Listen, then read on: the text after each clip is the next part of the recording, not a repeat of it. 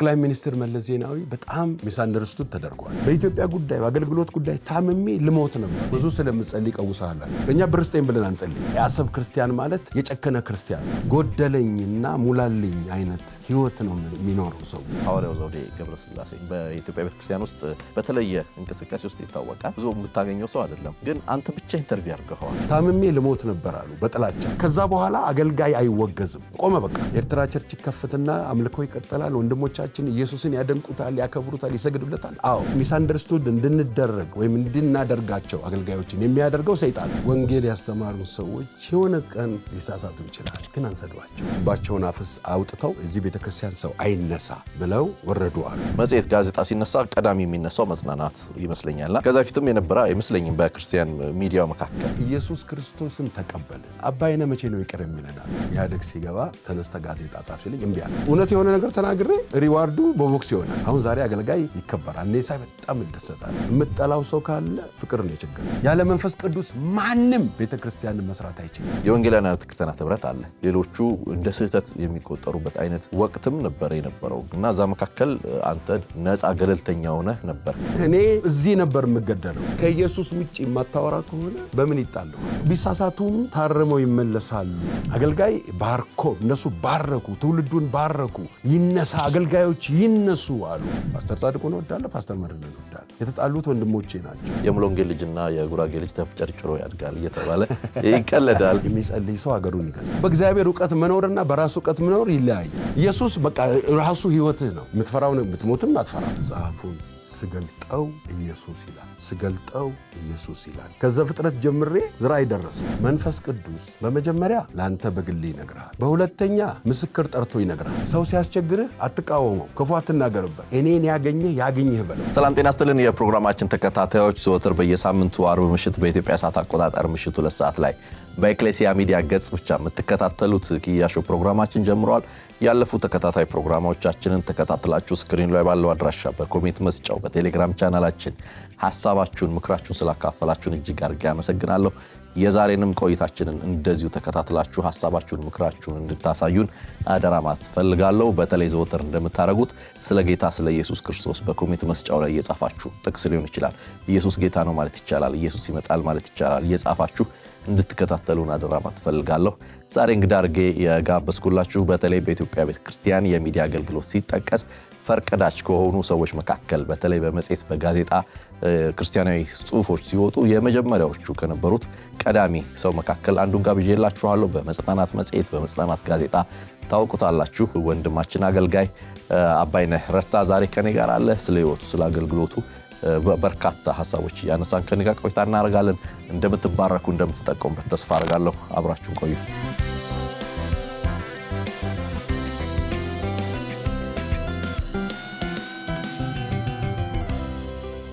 አቤ ዌልካም ብያለሁ።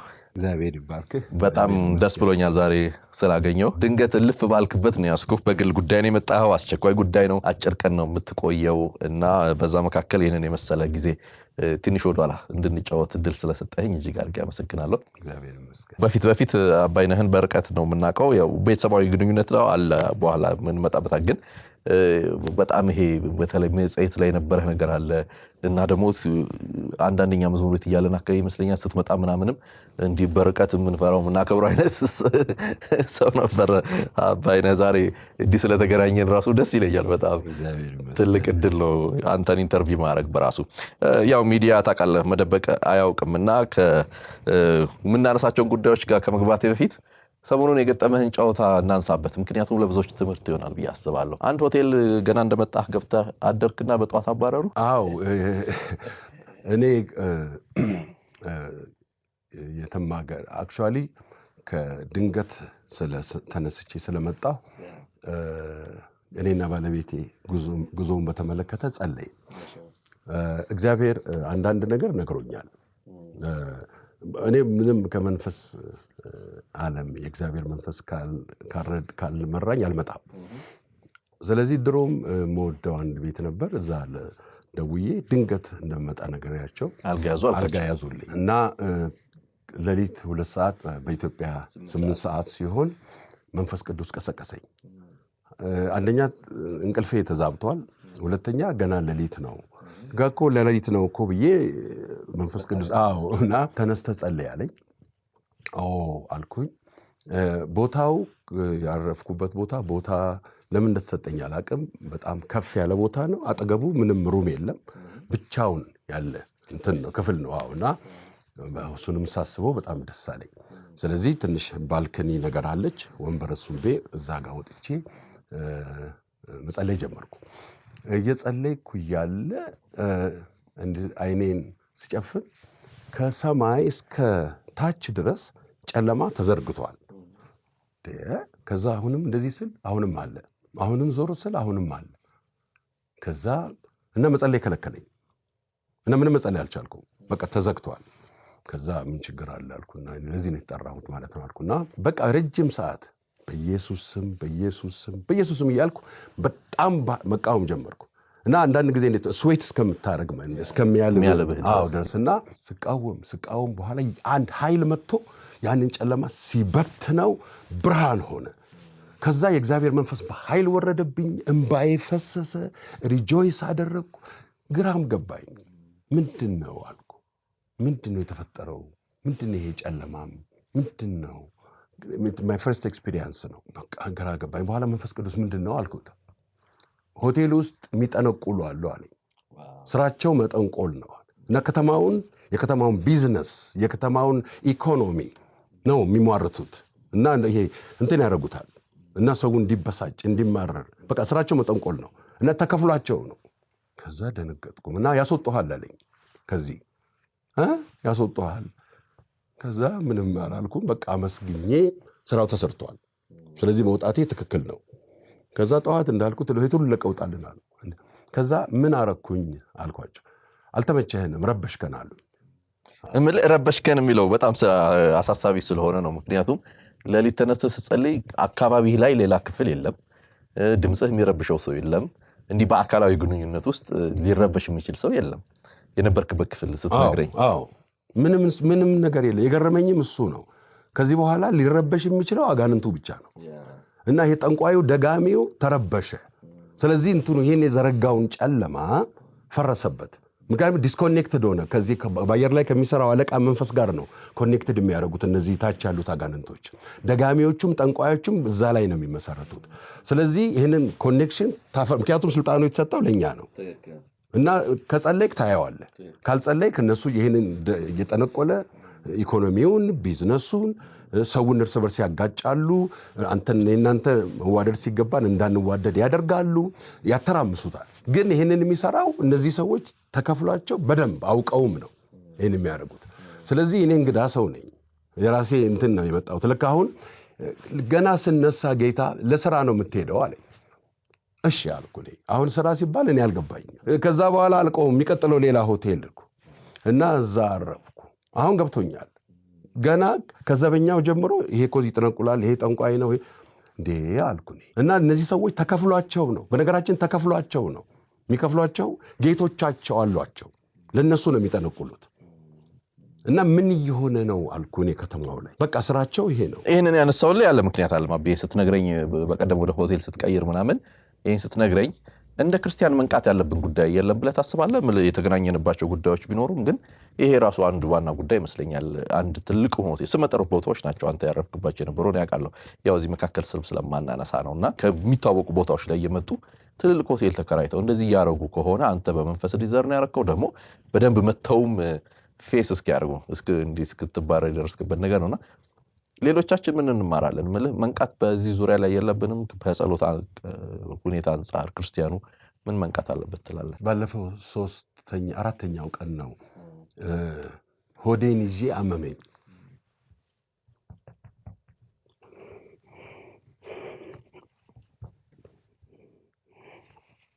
አይጸለይም። አየህ ሰው ሳትጸልይ ምንድን ነው የምታገኘው?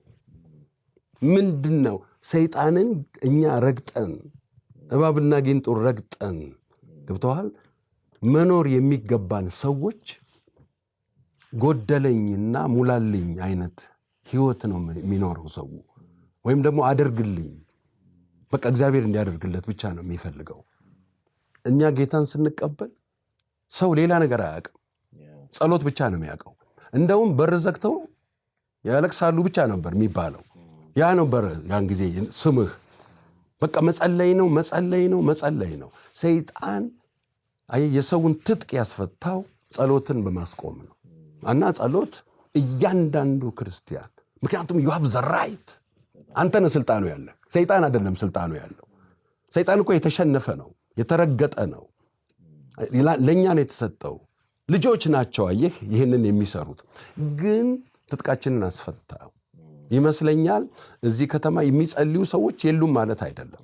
ነገር ግን አብዛኛው ሰው የሆነ ስኬት ፍለጋ ያው ተባርከኝ እንዲደረግልኝ ወደሚል የመጣ ይመስለኛል። እና ለምንድን ነው ጸሎታችን የተወሰደብን? ለምንድን ነው ሰይጣን መጀመሪያ ከመታ የሚመታው? የክርስቲያን ጉልበት ያለው ጸሎት ላይ ነው። ጸሎትን ከመታ አንተ ምርኮኛ ነህ። በቃ እጅ ትሰጣለህ። አየህ፣ ስትጸልይ የጽድቅ ሕይወት ትኖራለህ። ስትጸልይ እምነት ትኖራለህ። ስትጸልይ በክርስቶስን ነው የምትናገረው፣ ክርስቶስን ነው የምትኖረው። ስትጸልይ መንፈስ ቅዱስ ባንተ ያንን ነገር ያደርጋል። አየህ፣ ስለ ቅዱሳን ትጸልያለህ፣ ስለ አባቶች ትጸልያለህ፣ ስለ ወንድሞች ትጸልያለህ፣ ስለ ሀገርህ ትጸልያለህ፣ ስለ ሀገርህ መሪ ትጸልያለህ። ግን ይህንን ካልጸለይክ ተሳዳቢ ትሆናለህ፣ ኮሜንት አድራጊ ትሆናለህ፣ የፈለግከውን ትናገራለህ። አንደበቱን ሳይገታ ልቡን እያሳተ እግዚአብሔርን የሚያመልክ የሚመስለው ማንም ቢኖር አምልኮ ከንቱ ነው። ስለዚህ ሁሉ ሰው ዝም ብሎ ተናጋሪ ነው። ይናገራል፣ በቃ ኮሜንት ያደርጋል፣ ይሳደባል፣ የማያውቀውንም በየሚዲያው አይፈቀድም። መንፈስ ቅዱስ እንደሱ አይሰራም። ሁላችንም እንዴት እንናገራለን? ሁላችንም እንዴት እንሳደባለን? አንተ እንድታገለግል እኔ መጸለይ አለብኝ፣ እኔ እንዳገለግል አንተ መጸለይ አለብህ። ነገር ግን ሰይጣን ጸሎታችንን ስለመታው አፋችን ይቀድማል። ስለዚህ ይሄ ይመስለኛል ወደ ጸሎት እንመለስ እና ወደ ጓዳችን እንመለስ። ሌሊት ተነስተህ እኔ ያውቃለሁ ጎረቤቶቻችን እኛ እየጸለይን ምንም እኮ የማያውቁ ሰዎች ጎረቤታቸው ያለው አጋንንት ጮሆ ወጣ። ለምንድን ነው ጮሆ ወጣው ሲባል እዚህ ቤት የሚጸልዩ ሰዎች አሉ፣ ምንም እኮ እኛ አልጸለይንም ለነሱ ግን የሚጸልዩ ሰዎች አሉ ብሎ ጮሆ ወጣ። ሰዎቹ መጥተው ጠዋት ነገሩን። የሚጸልይ ሰው አገሩን ይገዛል፣ ቤተሰቡን ይገዛል፣ ኢኮኖሚውንም ይገዛል፣ አገልግሎቱ ሰክሰስፉል ይሆናል። ክርስቲያኖች ነቅተን እንድንጠብቅ የሚያነሳሳ ይመስለኛል። ምድራችንን፣ ከተማችንን በተለይ እንዲህ አይነት ቢዝነስ ኤሪያዎች አካባቢ ያለውን ነገር በደንብ የሚያሳየን ይመስለኛል። እኔ ወደ አንተ ልምጣ፣ በተለይ ወደ ተገናኘንባቸው ጉዳዮች እንጫወት። ወደ ጌታ የመጣበትን ታሪክ አጫውተኝ። ምክንያቱም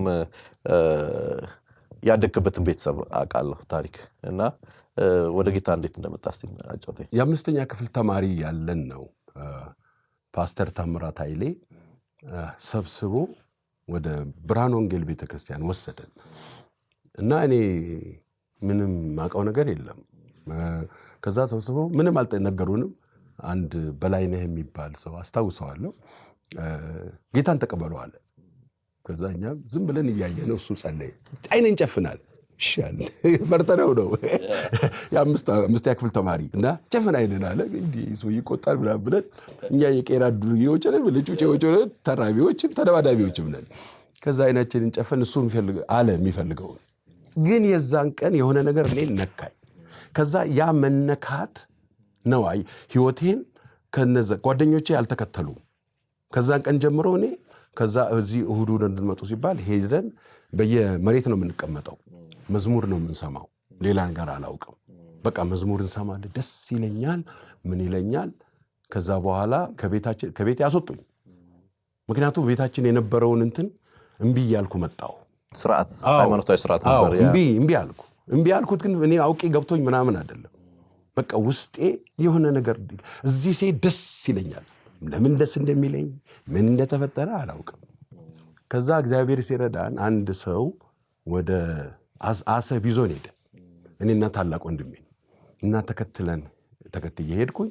አሰብ ስንደርስ ያኔ ከ5 ወደ 6 አልፌ ነው። የአሰብ ክርስቲያኖች አገኙ። ኃያላን ናቸው፣ ጸሎት የሚወዱ የእግዚአብሔርን ቃል ነው የሚያጠኑት።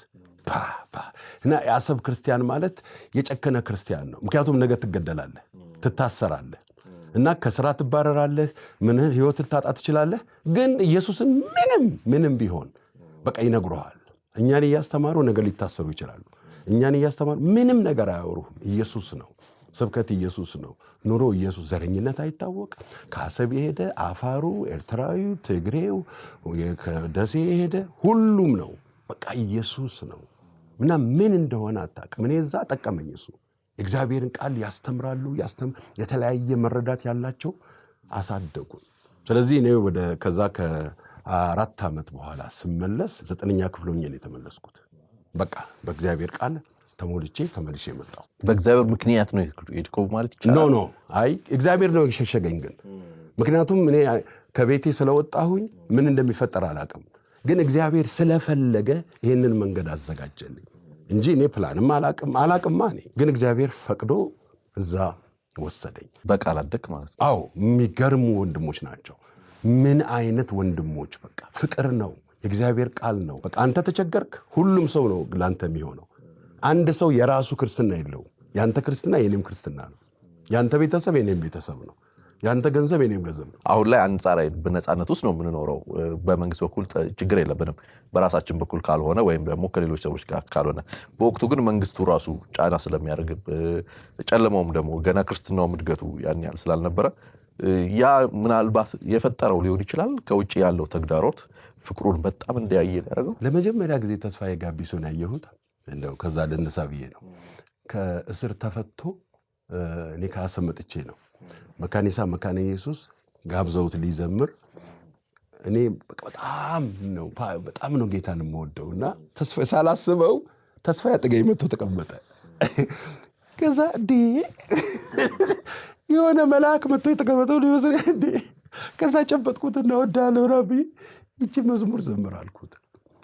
ከዛ ትንሽ ልጅ በቃ ምናምን ብሎ እንትን አላለም። እሺ አለ። ሕዝቤ ሆይ ና ይላል እግዚአብሔር፣ ወደ ቤትህ ግባ ከግርግር። መዝሙሩ ይሄ ነው እና በቃ ዘመረው ወጥቶ እና ከዛ በኋላ ብዙ ጊዜ ተስፋዬ ተገናኝተናል። በጣም ስለምንዋደድና ስለሚወድነት ታላቃችን ነው። ጽድቅ እያየና የሚያደግ ነው።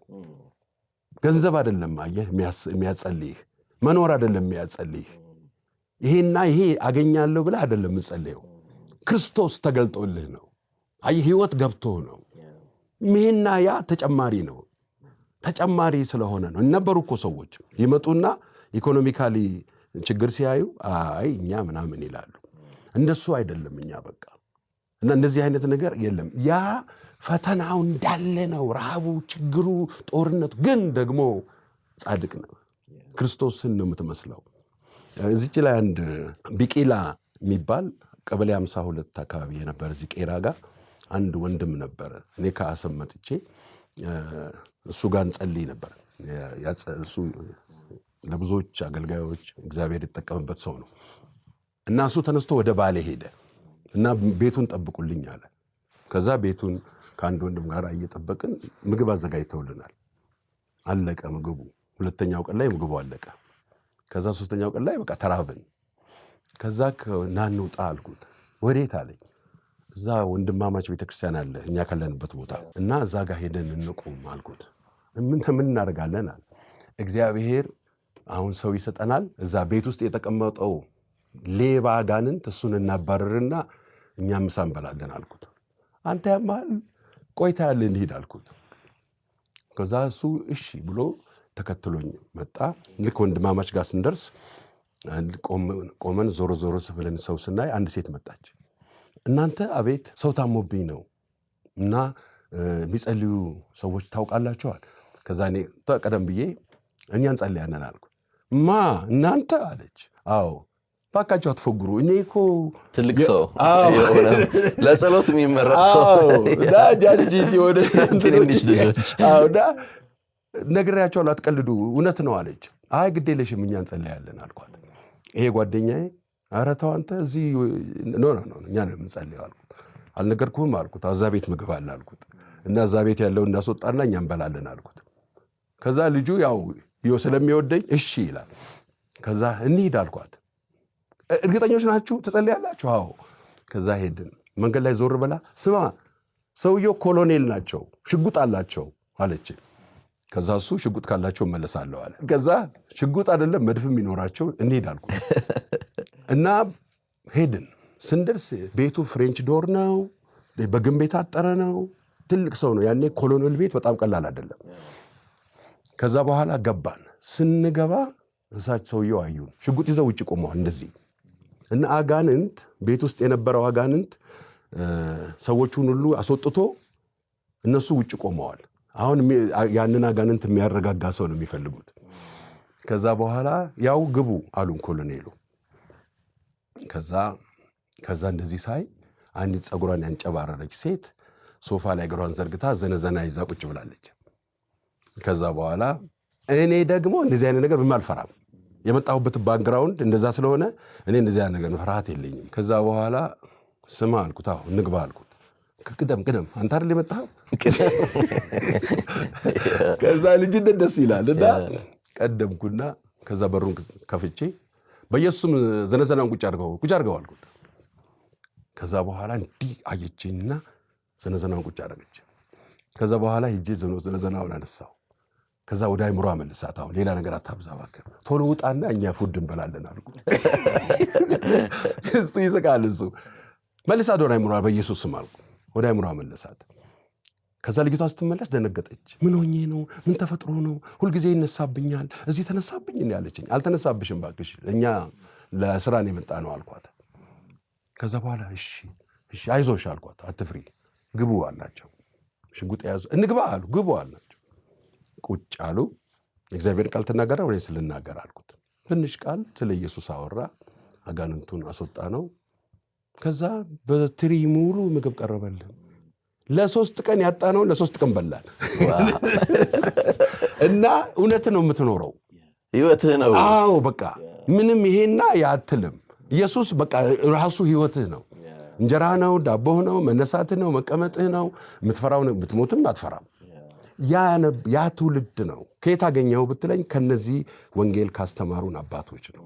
ጸሎትና እግዚአብሔር ቃል ነው የሚያውቁት። ወደ መጽናናት እንመለሳ ብዬ በተለይ በኢትዮጵያ ሚዲያ ታሪክ ውስጥ መጽሔት፣ ጋዜጣ ሲነሳ ቀዳሚ የሚነሳው መጽናናት ይመስለኛልና ከዛ ፊትም የነበረ አይመስለኝም። በክርስቲያን ሚዲያው መካከል መካነ ኢየሱስ የሬዲዮ አልፈን የህትመት ሚዲያው ጋር ስንመጣ ግን መጽናናት የመጀመሪያዎቹ ከነበሩት ቀዳሚው የነበረው ሚዲያ ነውና እንዴት አሰብከው እንዲጀምርክ መጽናናትን? እኔ ያን ጊዜ ሴቭ ዘ ቺልድረን ዩኬ የሚባል መስሪያ ቤት እንትን ሰራ ነበር። ኒውትሪሽኒስት ሆኜ እሰራለሁ እና እዛ ሱፐርቫይዘር ነበርኩ። አሁን ማድጌ ወደ 21 ዓመት ሆኛለሁ። እና አንድ ቀን የእግዚአብሔር መንፈስ ሰው ትመግባለህ ይለኛል። እኔ አሁን ሆቴል ቤት የምከፍት ሁሉ መሰለኝ። አንተ የተረጎምከው በዛ ማለት? አዎ እኔ ምንም አላቅማ። እና ሰዎች ተሰልፈው ሁልጊዜ የሚያሳየኝ ሰው ተሰልፈው እንጀራ ይቀበላል።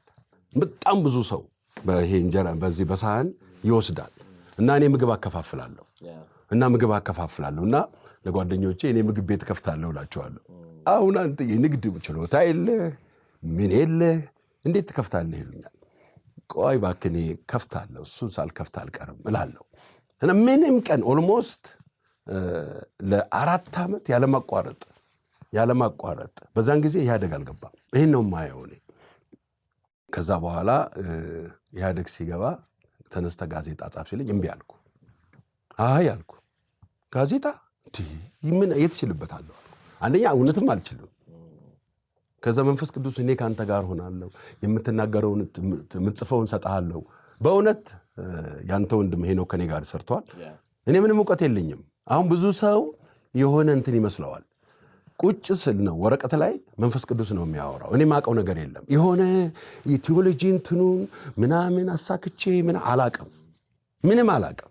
ግን እስክሪብቶና ወረቀት ሲይዝ በቃ ዝም ብሎ ይመጣል። አዎ።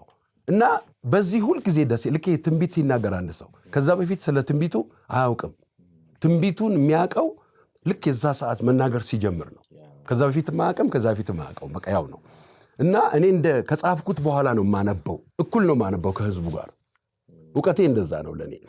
እና የራሴ እውቀት የለኝም። አሁን እንዲህ አይነት እውቀት ስላለኝ ነው ብዬ አላቅም። በዚህም አይደለም። እርግጥ ነው መጽሐፍ እናነብ ነበር። ያ ዘመን አንባቢ ነው። ብዙ መጽሐፍ ይነበባሉ። የነ ዋችማን ምናምን ይነበባል። እና ከዛ በቃ እምቢ አልኩ። ግን መንፈስ ቅዱስ እቺ የምመካባትን ስራ አንድ ቀን ከስራ አስወጣለሁ አለኝ። ከዛ አላመንኩ። በእውነት እንዴት ረተው እያልኩት አስወጣኝ። ምክንያቱም በወቅቱ ኤንጂኦ ትልቅ ስራ ነው። አዎ ነጥሩ ብር ነው የሚከፍልህ ነው አለኝ። በቃ ከዛ በቃ ምናር ተሰናብቼ በቃ ወጣሁ። ከዛ በኋላ ጋዜጣ እንዴት እንደሚጻፍ አላቅም፣ ምን እንደሆነ አላቅም። ያው ጋዜጣ አነባለሁ፣ እንዴት ይሄ እንደሚደረግ ሁሉ አላቅም። ከዛ በኋላ ለአንድ ካሳ ኬራጋ ማለት ታውቀዋለህ? ያ አውቃቸዋለሁ። አዎ። እና ለሱ ነገርኩት። ከዛ በኋላ ኧረ ይቅርብህ አለኝ። ኧረ አንተ ለራስህ ሲለኝ እባክህ እኔ ተገድጄ ነው አልኩና እኔ አሁን ለሰው ላስረዳ ሁሉ አልችልም። እኔ ነኝ የማውቀው ያን ጉዳይ። እውነትም እሱም እንዳለው እኔ አላቅም። ምንም እንዴት ትጽፋለህ አንተ ምንም። ከዛ እውነቱን ነው ግን እኔ አላቅም፣ እሱ ግን ያውቃል። አሁን በእግዚአብሔር እውቀት መኖርና በራሱ እውቀት መኖር ይለያያል። አገልግሎት ይሄ ነው ዩኒክ የሚያደርገው። እና ከዛ እሱ እሺ ከጨከን ካለና ሴታፑን አሳየኝ። እንደዚህ ነው የሚደረገው፣ እንደዚህ ነው የሚጻፈው ብሎ የጋዜጣ ሴታፕ አሳየኝ። ከዛ በኋላ ወስዶ ታይፕ የሚያደርጉ እናንተን የሚያደርጉን አገናኘኝ። ከዛ በኋላ ይሄው መንፈስ ቅዱስ እንግዲህ ሁሉ ነገር ተዘጋጅቷል፣ ቶሎ ብር አንጣ አልኩት። ከዛ የዛን ጊዜ 11,000 ብር የሆነ ሰው ሰጠኝ። ከመታተሙ በፊት ስጸልይ በጌታ በደንብ ያሳደጉን ዶክተር ብርሃኑ ሀብቴ የሚባል በጣም ጌታን የሚወድ የኪድኒ ስፔሻሊስት የብርሃኑ ወንጌል ሽማግሌ ነው። እሱ አባቴም ነው መንፈሳዊ። በቃ ቁጭ አድርጎ በቃ ስለኔ የፈለከውን ብትናገር ብትጠይቅ እሱ ይመሰክራል። ከዛ ሂጄ እነሆ ልጅህ መጥቶ አሁን ጋዜጣ ጸሐፊ ሊሆን ነው ስለው ምን ላርግልህ አለኝ። ከዛ በኋላም እንደዚህ ልጽፍ አስቤያለሁ እኔ ለሁሉም ቤተክርስቲያን ደብዳቤ ጽፍልሃለሁ አለኝ እና ለሙሉ ወንጌል ለመሰረት ክርስቶስ ለመካነ ኢየሱስ ምናምን በስሙ ማተም እያደረገ እሱ ቤተክርስቲያን ሰብሳቢ ነው ሽማግሌዎች ለሁሉም ጻፍ። ይሄ አገልግሎቴን አቀለለልኝ። እንደዚህ አይነት አባቶች ቅኖች ያሳደጓቸው ልጆች ሪኮመንድ የሚያደርጉ ያብዙልን። ምክንያቱም ለዚህ ትውልድ በራሱ ነው ተፍጨርጭሮ የሚነሳው። ሪኮመንድ የሚያደርግህ ይሄ ሰው እኔን አሳድጎኛል፣ እጁን ጭኖ ጸልዮ ረድቶኛል፣ ገንዘቡን ኮቱን እያለበሰ ልጁ ነኝ ያውልኝ። ስለዚህ ሳድግ ሂድ ተከናወን የሚል ሰው እግዚአብሔር ይስጠው ለሁሉም። እና ይሄ ሰው በጣም ረዳኝ። ከዛ በኋላ መጽናናት ጋዜጣ ተጀመረ። በተለይ የዶክተርን ታሪክ ስታነሳልኝ እንደ ቀልድም እንደ ጫውታም የሚነሳ ነገር አለ። ለምሳሌ የሙሉ ወንጌል ልጅና የጉራጌ ልጅ ተፍጨርጭሮ ያድጋል እየተባለ ይቀለዳል። በራሱ ጥረት ውስጥ የሆነ ነገር ይፈጥራል የሚል በጎ የሆነ አስተሳሰብ ያለው ነገር ነው። ግን ምልህ እሳቸው ድጋፍ ደብዳቤ የጻፉልህ ይበተን እንጂ ያ ደብዳቤ ሁሉ እንደ ተጻፈው ደብዳቤ ግን የነበረው አቀባበል ምልህ ቀላል ነበር። በወቅቱ ጋዜጣን ተቀብሎ ሰው ለማንበብ ለመግዛት መሪዎቹ አካባቢ ዌልካም በጣም እንኳን ደህና መጣ የሚያሰኝ አይነት ነበር። አንድ አቶ ገብሬ ካሳ ገብሬ ይሁን አሜን ገብሬ የሚባሉ ሰው መሰረተ ክርስቶስ ሜኖናይት ውስጥ የሚሰሩ ነበሩ። እዚህ ሳህለ ሥላሴ ህንፃ ላይ ነበሩ ቢሮአቸው። ስማቸውን በእርግጠኝነት አላስታውስም እና አሁን ረስቻቸው እንደሆነ አላውቅምና እሳቸው ጋር ሄድኩኝ። የሆነ ሰው ነው የላከኝ። ሄደ ስለ ጋዜጣ ሰው የተማሩ ነገር ናቸው። እዚያ ስለ ጌታ እንዴት እንደረዳኝ እንዴት እንዳመጣኝ ከነገርኳቸው በኋላ አንድ በጣም ጠቃሚ ምክር ነገሩኝ። በመጀመሪያው 1 ዓመት ስምህን ነው የምትሸጠው አሉ። ስምህን ነው የምትሸጠው፣ ስለዚህ ገንዘብ አታገኝም አሉ። በነፃ ነው ስምህን እንትን ታደርጋለህ አሉ። እና ዝም ብለህ በነፃ ሁሉ ስጠው አሉኝ። በነፃ ሁሉ ስጥ፣ ገንዘብ እንዳትጠብቃሉ። ምን አይነት ነገር ነው አሉ። እና በኢትዮጵያ ይሄ ነው አለኝ። 1 ዓመት ሙሉ እንደዚህ ነው የሚደረገው ብለው በቃ አንዳንድ ጊዜ በ1 ዓመትም ሊያልቅ ይችላል፣ 2 ዓመት 3 ዓመት። ግን እግዚአብሔር ከረዳ የመጀመሪያ ዓመት ልንቀበልህ እንችላለን አሉ። ካልተቀበልን ግን መቀጠል አለብህ አሉ። ሰማ መንፈስ ቅዱስ 1 ዓመት ድረስ ገንዘብ ታዘጋጃለህ አልኩ። ምክንያቱም እኔ ከየት አመጣለሁ? ኑሮ የለኝም፣ ሁሉን አስትቶኛል። ስለዚህ መጽሐፍ ብቻ ነው ስራዬ። ለጋዜጣው ከፍላለሁ፣ በነፃ ሰጥቼ እንዴት ይሆናል? ምን አውቃለሁ ያልኩና እኔ ግን በመንፈስ ቅዱስ ላይ ያለኝ እምነት ያው ስላሳደገኝ እሺ አልኩ። ከዛ በኋላ መጽሐፍ ጀመርኩ። አንዳንድ ቦታ የደረሰብኝ ነገር ያሳዝናል። እንድተው በቃ እንዳትጽፍ ሁሉ የሚያደርግ ከጋዜጣውን ከህፃናት እየተቀበሉ ጭቃ ላይ የሚረግጡ ሰዎች ነበሩ። አንዳንድ በቃ እኔ ከየት አመጡ ትላለህ። እና መከራዬ የበዛ ሲመጣ እግዚአብሔር ኃያላን አስነሳልኝ። በቃ በጣም የሚቀኑ እኔ ምንም አልጠራኋቸው በቃ ቀላል ያልሆኑ ሰዎች እግዚአብሔር ብቻ አስነሳቸው። በገንዘብ በምክር እኔ እኮ አለኝ ያላልኩት ሰው ሁሉ በዛን ጊዜ ነው። አቶ እንዳለ ወልደ መስቀል የሙሉ ወንጌል ዲያቆን ነበሩ። ልጄ ና እኔ ጋር አሉ። ከዛን ሰለሞን አለምሰገድ በቃ ፓስተር መርድ በቃ እየጠሩኝ በቃ ይሄ ስለ መንፈስ ቅዱስ ነው የሚያወራው እያሉ በቃ ድጋፍ ሁሉም ቸርች መካነ ኢየሱስ የትምህርት ክፍል ኃላፊ የነበሩ አንድ ነበሩ። ቄስ በሊና አዛ በቃ እኔ እኮ ማላቃቸው ሰዎች ሁሉ ያኔ በደንብ ማላቃቸው ከኔ ጋር ቆሙ። ከዛ የሚቃወሙኝን እነዚህ ሰዎች በቃ አይዞ በርታ ከውጭ እየደወሉ እነ ጋሽ ቤተ ሳይቀሩ ከኬንያ እየደወሉ በቃ እነ ፓስተር ዳንኤል ሁሉ ከውጭ ሲመጡ እነ ዶክተር ቶሎሳ ከውጭ ሲመጡ እነ ፓስተር እኔ ምንም አውቀው ነገር የለም። በቃ እግዚአብሔር አስነሳልኝ። ከዛ ተነስቶ እያደገ ከዛ በኋላ ሁሉ ተውን በቃ ከጋዜጣ ገንዘብ ትተን እስር ቤት በነፃ መላክ ጀመረን። በቃ እስር ቤት መላክ በነፃ ነው የምንልከው ጋዜጣና ያነባሉ።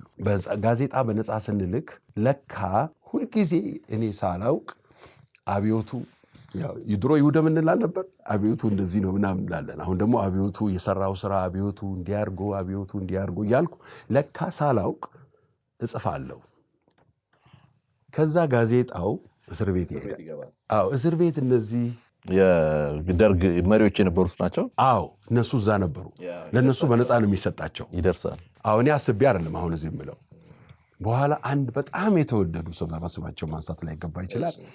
በጣም የተወደዱ ሰው አንድ ሰው ላኩልኝ። ተልኬ የመጣው አሉ ቢሮ የመጣው። ከዛ ከእስር ቤት ነው የተላኩት። ይሄው ስንት ዓመት ሙሉ ጋዜጣ እስር ቤት በነፃ ትልካለህ። ሁሉም ይደርሰዋል፣ ያነባዋል፣ በጣም ይወዱሃል።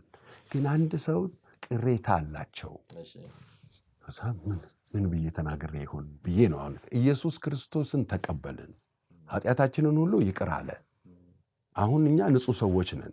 አባይነ መቼ ነው ይቅር የሚለን አሉ። ትልልቅ አመራር ውስጥ የነበሩ ሰው ናቸው። ባለስልጣን ነበሩ። አባይነ መቼ ነው ይቅር የሚለን? አንተ አለቀስኩ። መቼ ነው ይቅር እኔ ከመቀመጫ የተነሳው እና አለቀስኩ። አይዞ አሉ እና ይቅር በሉኝ። እዛ ድረስ ልሂድ አልኳቸው። ይሄን አደርሳለሁ አሉ። በጣም ተጸጸትኩ። አየህ ለካ እየጎዳኋቸው ነው።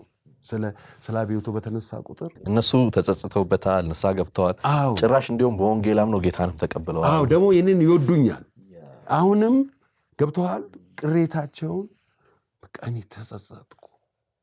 አየኛ አንድ መተውኩ አያገባህም። የክርስቶስ ደም ከኃጢአት ሁሉ ያነጻል ነው የሚለው። ነቁጥ የለችም። ያንን አንተ በፍጹም መንካት አትችልም። ለምን የፈለገውን አያደርግም። ያንተ ጉዳይ አይደለም። የክርስቶስ ደም ነው ሰውየውን ያነጻው። እና እኔ ጮኩ ለራሴ እና ጌታው ይቅር በለኝ። በጣም ብዙ ንስሐ ገባሁ። የማረሚያ ቤት ካነሳህልኝ መቼም አሁን ዝቅተኛ የምንለው ስፍራ እሱ ሊሆን ይችላል ብዬ አስባለሁ። ሰዎች በነፃነት ስለማይንቀሳቀሱበት ነው ዝቅተኛ የምልህ። ግን ከማረሚያ ቤት ብቻ አይደለም፣ ከፍተኛ የምንለው ስፍራ ደግሞ ቢሆን ምናልባት ነገስታቶች ወይ መሪዎቹ ያሉበት አካባቢ ይመስለኛል። እና በወቅቱ ጠቅላይ ሚኒስትር መለስ ዜናዊ ነበሩ። አንተ ይህን ስታደርግ አስታውሳለሁ። እና እሳቸው ጋር ይደርስ ነበር፣ ያነቡ ነበር። ጠቅላይ ሚኒስትር መለስ ዜናዊ በጣም የሚገርምና የሚወደዱ ሰው ናቸው። አንድ ጊዜ በኢትዮጵያ ኤርትራ ጦርነት ሲካሄድ ሄድኩኝ። እኔ ስቴዲየም የጸሎት ፕሮግራም አዘጋጀሁና ስለ ሀገር ለመጸለይ ነው። ወቅቱ እንደዚህ አይነት ነገር ነበር። እንደ ቤተክርስቲያኖች ይወጡ ነበር ለስቴዲየም ለጸሎት እንደዚህ ነበር። አይወጡም። እኛ የዛን ጊዜ ገና መጀመራችን ነው። እኛ ከዛ በኋላ ሄጄ ስቴዲየም ጠየቅኩኝ። 40 ሺህ ብር ከፈላሉ። እንደ 40 ሺህ ብር ከየት አመጣለሁ አልኩና እኔ ከዛ በኋላ እባክህ እንደው ምንድነው የሚገኝበት በነፃ ስለው በነፃ ማግኘት ትፈልጋለህ? አዎ። ትቀልዳለህ አለኝ። እባክህ ንገረኝ አልኩት። በቃ ጠቅላይ ሚኒስትር ቢሮ ሄዳለኝ። ከዛ እንዲህ ይሰሙኛል አልኩት። አሁን አንተ እንዲህ ታስከለክለኝ ነው ስለው ሂድ አለኝ። ከዛ ማመልከቻዬን ጻፍኩ። ፈራሁ። መጀመሪያ ጸለይኩ። ሁልጊዜ መንፈሴን አዳምጣለሁ እና መንፈስ ቅዱስ ልሂድ ስለው ሂድ አለኝ። ሲሄድ ተቀበሉኝ። ጋዜጣዊ ማስታወቂያ ያሳየው ምን አልኩ። ከዛ ለምን መጣህ አሉኝ። ስቴዲየም እንዲፈቅዱልን ነው፣ ለጸሎት ነው። ምን ለምን የፈለከው አሉኝ።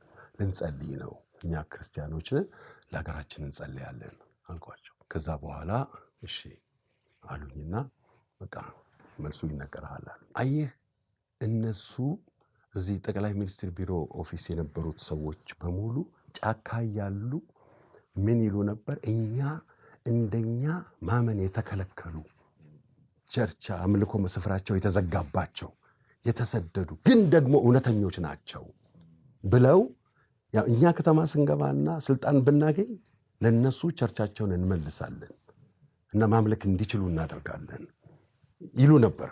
እና አሁን እኔ የት ጠፋችሁ አሉኝ። እናንተ እኮ ነው የምትጠብቁት፣ ለምን አትሰብኩም ወንጌል? እና በነፃ ተፈቅዶልሃል አሉኝ። በነፃ ተፈቅዶልሃል እና 100 ፖሊስ ተመደበልኝ። እና ከዛ ነገሩኝ እዚህ 10 ጋዜጣ እየገባ ይነበባል። ጋዜጣ መግባቱን አንተ አታውቅም? እኔ ምን እንዴት አንተ እንዴት ትፈራለህ? እምልህ እንደው መረጃው ምንም የለም። ኧረ ምንም። እኔ ከዛ በኋላ ነው የነገሩኝ አስመራ ሁሉ ይላካል አሉ። አስመራ ጎዳና ላይ ሁሉ ጽናት ጋዜጣ ይሸጣል እና እነዚህን ካናዳ ሁሉ ገብቼ አግኝቻቸዋለሁ ይህን የሚያነቡት ሰዎች እና መጽናት እኛ ይገርመናል አሉ። ማን ነው የሚያመጣው? ማን እንደሚያመጣው ቆዳ ያውቁ። ግን ካሴት ምናምን የሚሸጡ ሰዎች እንትን ላይ ኬላ ላይ ያልፋል አሉ። የሌላ ፖለቲካ ምናምን አያልፍም። ይሄ ስለ ኢየሱስ ብቻ ነው የሚያወራው ይላሉ። ምንም እኛ አናውቅም። እንግዲህ ስለ ኢየሱስ ብቻ ነው የምናወራው፣ ሌላ ነገር አናወራም ነበር እና በጣም ያምኑ ነበር። እኔ በጣም እርግጠኛ ነበርኩ። በቃ ይሄ ወንጌል ጸልይ ነበር እኔ ባለስልጣኖችን እንዲደርስ። በኋላም የአፈ ጉባኤ የነበሩትን ዳዊት ዮሐንስንም ኢንተርቪው አድርጌያለሁ። አዎ። እና በወንጌል ላይ ያላቸው እንትን ንጹህና ንጹህ ነው።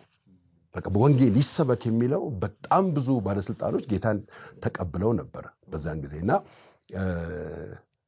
ይሄ በጣም ይገርመኛል። እና ከዛ በኋላ ኤግዚቢሽን ማዕከል ሳዘጋጅ በነፃ ተፈቀደልኝ እና የነገረችን የኤግዚቢሽን ስራ አስኪያጇ ነች እና በጣም ነው የሚወዷችሁ ብለው እና ለኤግዚቢሽን ስራ አስኪያጇ እኔና ዳንኤል ጣሰው ወንጌላዊ ዳንኤል ጣሰው ወዳጄ ነው አብረን ራት ጋብዘን ስራ አስኪያጇ ስለ ጌታ መስከረን ጌታን ተቀብላ እሷ ነች። በረሃ እኔ በረሃ ነበርኩ።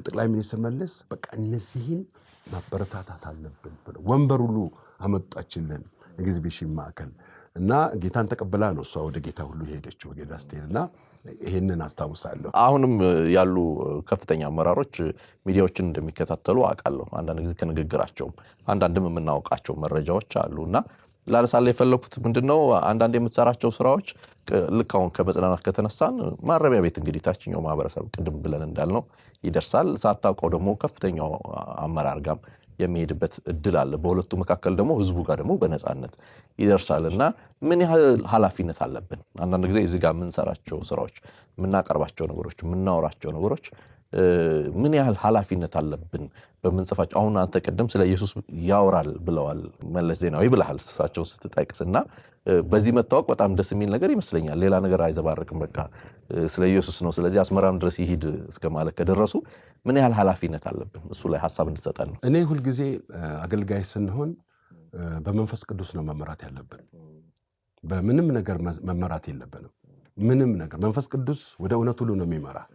የመንፈስ ቅዱስ ኃላፊነት መንፈስ ቅዱስ ባንተ ውስጥ ሆኖ የሚሰራው አንዱ ስራ ክርስቶስን ለሰዎች እንድትገልጥ ነው የሚነግርህ የሚያስረዳ።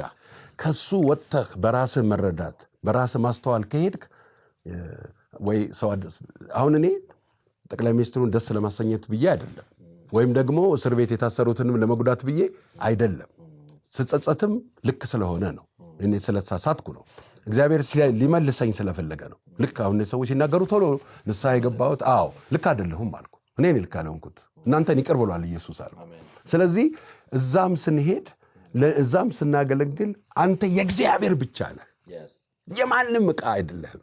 ከዚህ ውጪ ከወጣህ ታሳዝናለህ መንፈስ ቅዱስን። አየም ከመንፈስ ቅዱስ ከሆንክ ይሄንንም አታወራም። የተጠራህበት ነው። አየ ለቤዛ ቀን የታተምክበት መንፈስ ቅዱስ እሱ ስለ ክርስቶስ ብቻ ነው የሚናገረው። አንተ ተነስተህ ይሄኛውን ባልክ ቁጥር ተዘባርቃለህ። ስለዚህ ኃላፊነታችን ኢየሱስን ማሳየት ነው። እነሱ ደግሞ ከኢየሱስ ውጪ የማታወራ ከሆነ በምን ይጣልዋል? ለዚህ ነው ዳንኤልን ከአምላኩ በቀር የሚከሱበት በምንም አላገኙበትም። ደስ አይልም? ስለ ኢየሱስ ብቻ አውርተህ ተገደል ከፈለግ ምን አገባህ? ሌላ ውስጥ ያንተ ድርሻ አይደለም። አጋንንት የሚሰራውን እኮ ለአንተ ነው የተሰጠ። ታራ ሄደ ይርዛ ትላለህ። ግን ከዛ ወጥተህ ሌላ ነገር ውስጥ ከገባህ የእግዚአብሔርን መንፈስ ታሳዝናለህ። ምን ያህል ሚዲያዎች ትከታተላለህ? አሁን ያሉትን እንቅስቃሴያችንን እንዴት ታየናለህ? እኛ ልጆች ነበርን በእርግጥ አንተ ብዙ ስራዎችን ስትሰራ፣ አሁን እኛ ብቅ ብለናል ለመረከብ እንግዲህ በማህበራዊ ሚዲያ አካባቢ ያለንና ምን ይመስላል እንቅስቃሴ ወስታዩ? ስስት ታውቃለህ? ስስት እንዲኖሩ እፈልጋለሁ። ምክንያቱም ሚዲያዎቻችን ናቸው። ተነስተህ የሆነ ነገር ሲሳሳቱ አትጽፍባቸውም። ልጅህን አልመራንህማ። እንዴት ነው ዛሬ ተነስቼ ዝም ብዬ የምነግርህ? አሁን አየህ እኔን ያሳደጉኝ ሰዎች ነበሩ። ገብተዋል። እኔ ለምሳሌ የሆነ ነገር ስናገር ዶክተር ንጉሴ ተፈራ እግዚአብሔር ይባርካቸው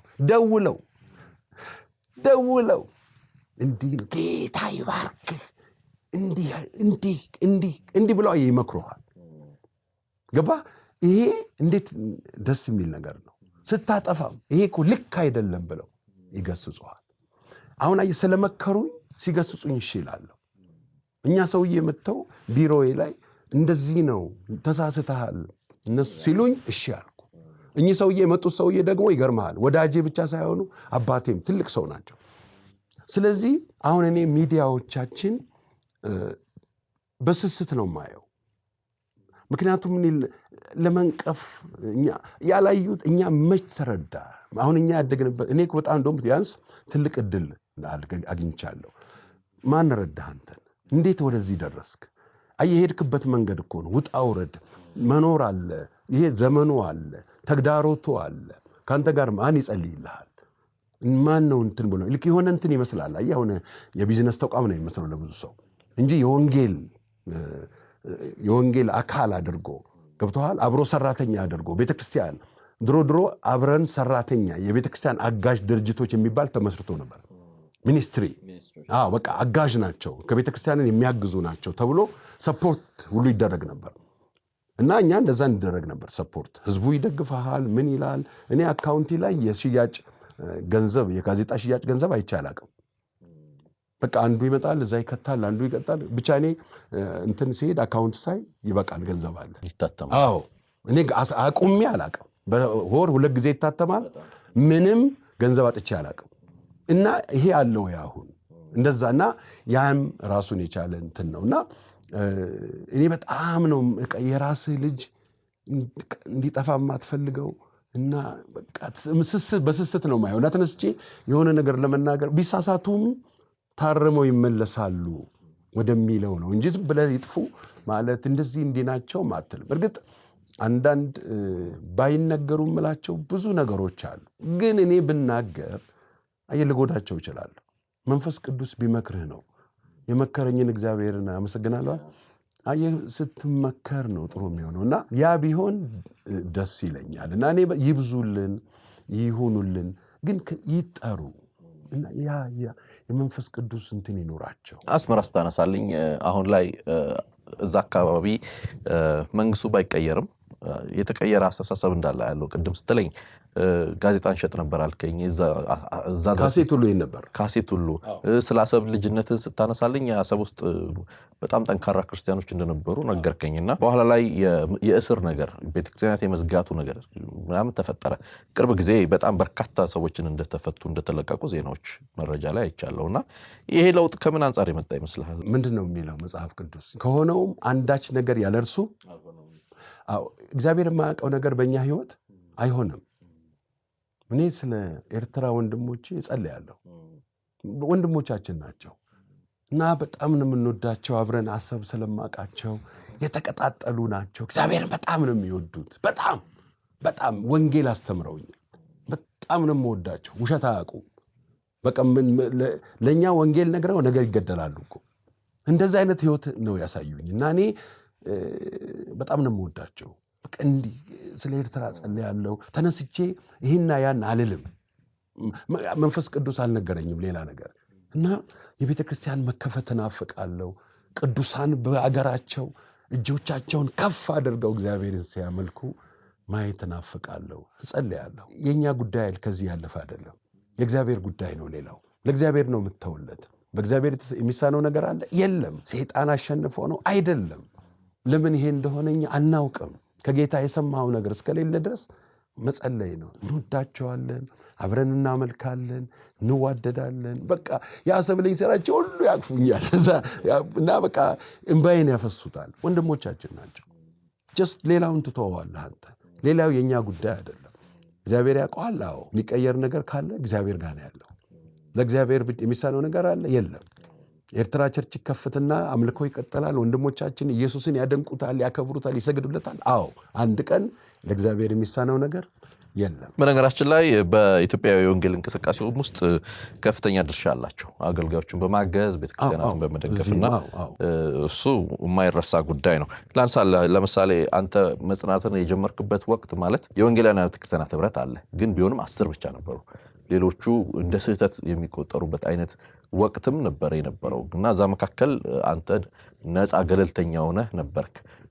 የሙሉ ወንጌል ቤተክርስቲያን ታሪክ እዛ መካከል ነበር። ለምሳሌ በኢትዮጵያና በአዲስ አበባ ሙሉ ወንጌል መካከል የተፈጠሩ አለመግባባቶች ሲፈጠሩ አንተ ነፃ ገለልተኛ ሆነህ ከአዲስ አበባዎቹም ጋር ከነ ፓስተር መረድ ጋር አብረሃለህ፣ ትጸልያለህም ትጽፋለህም።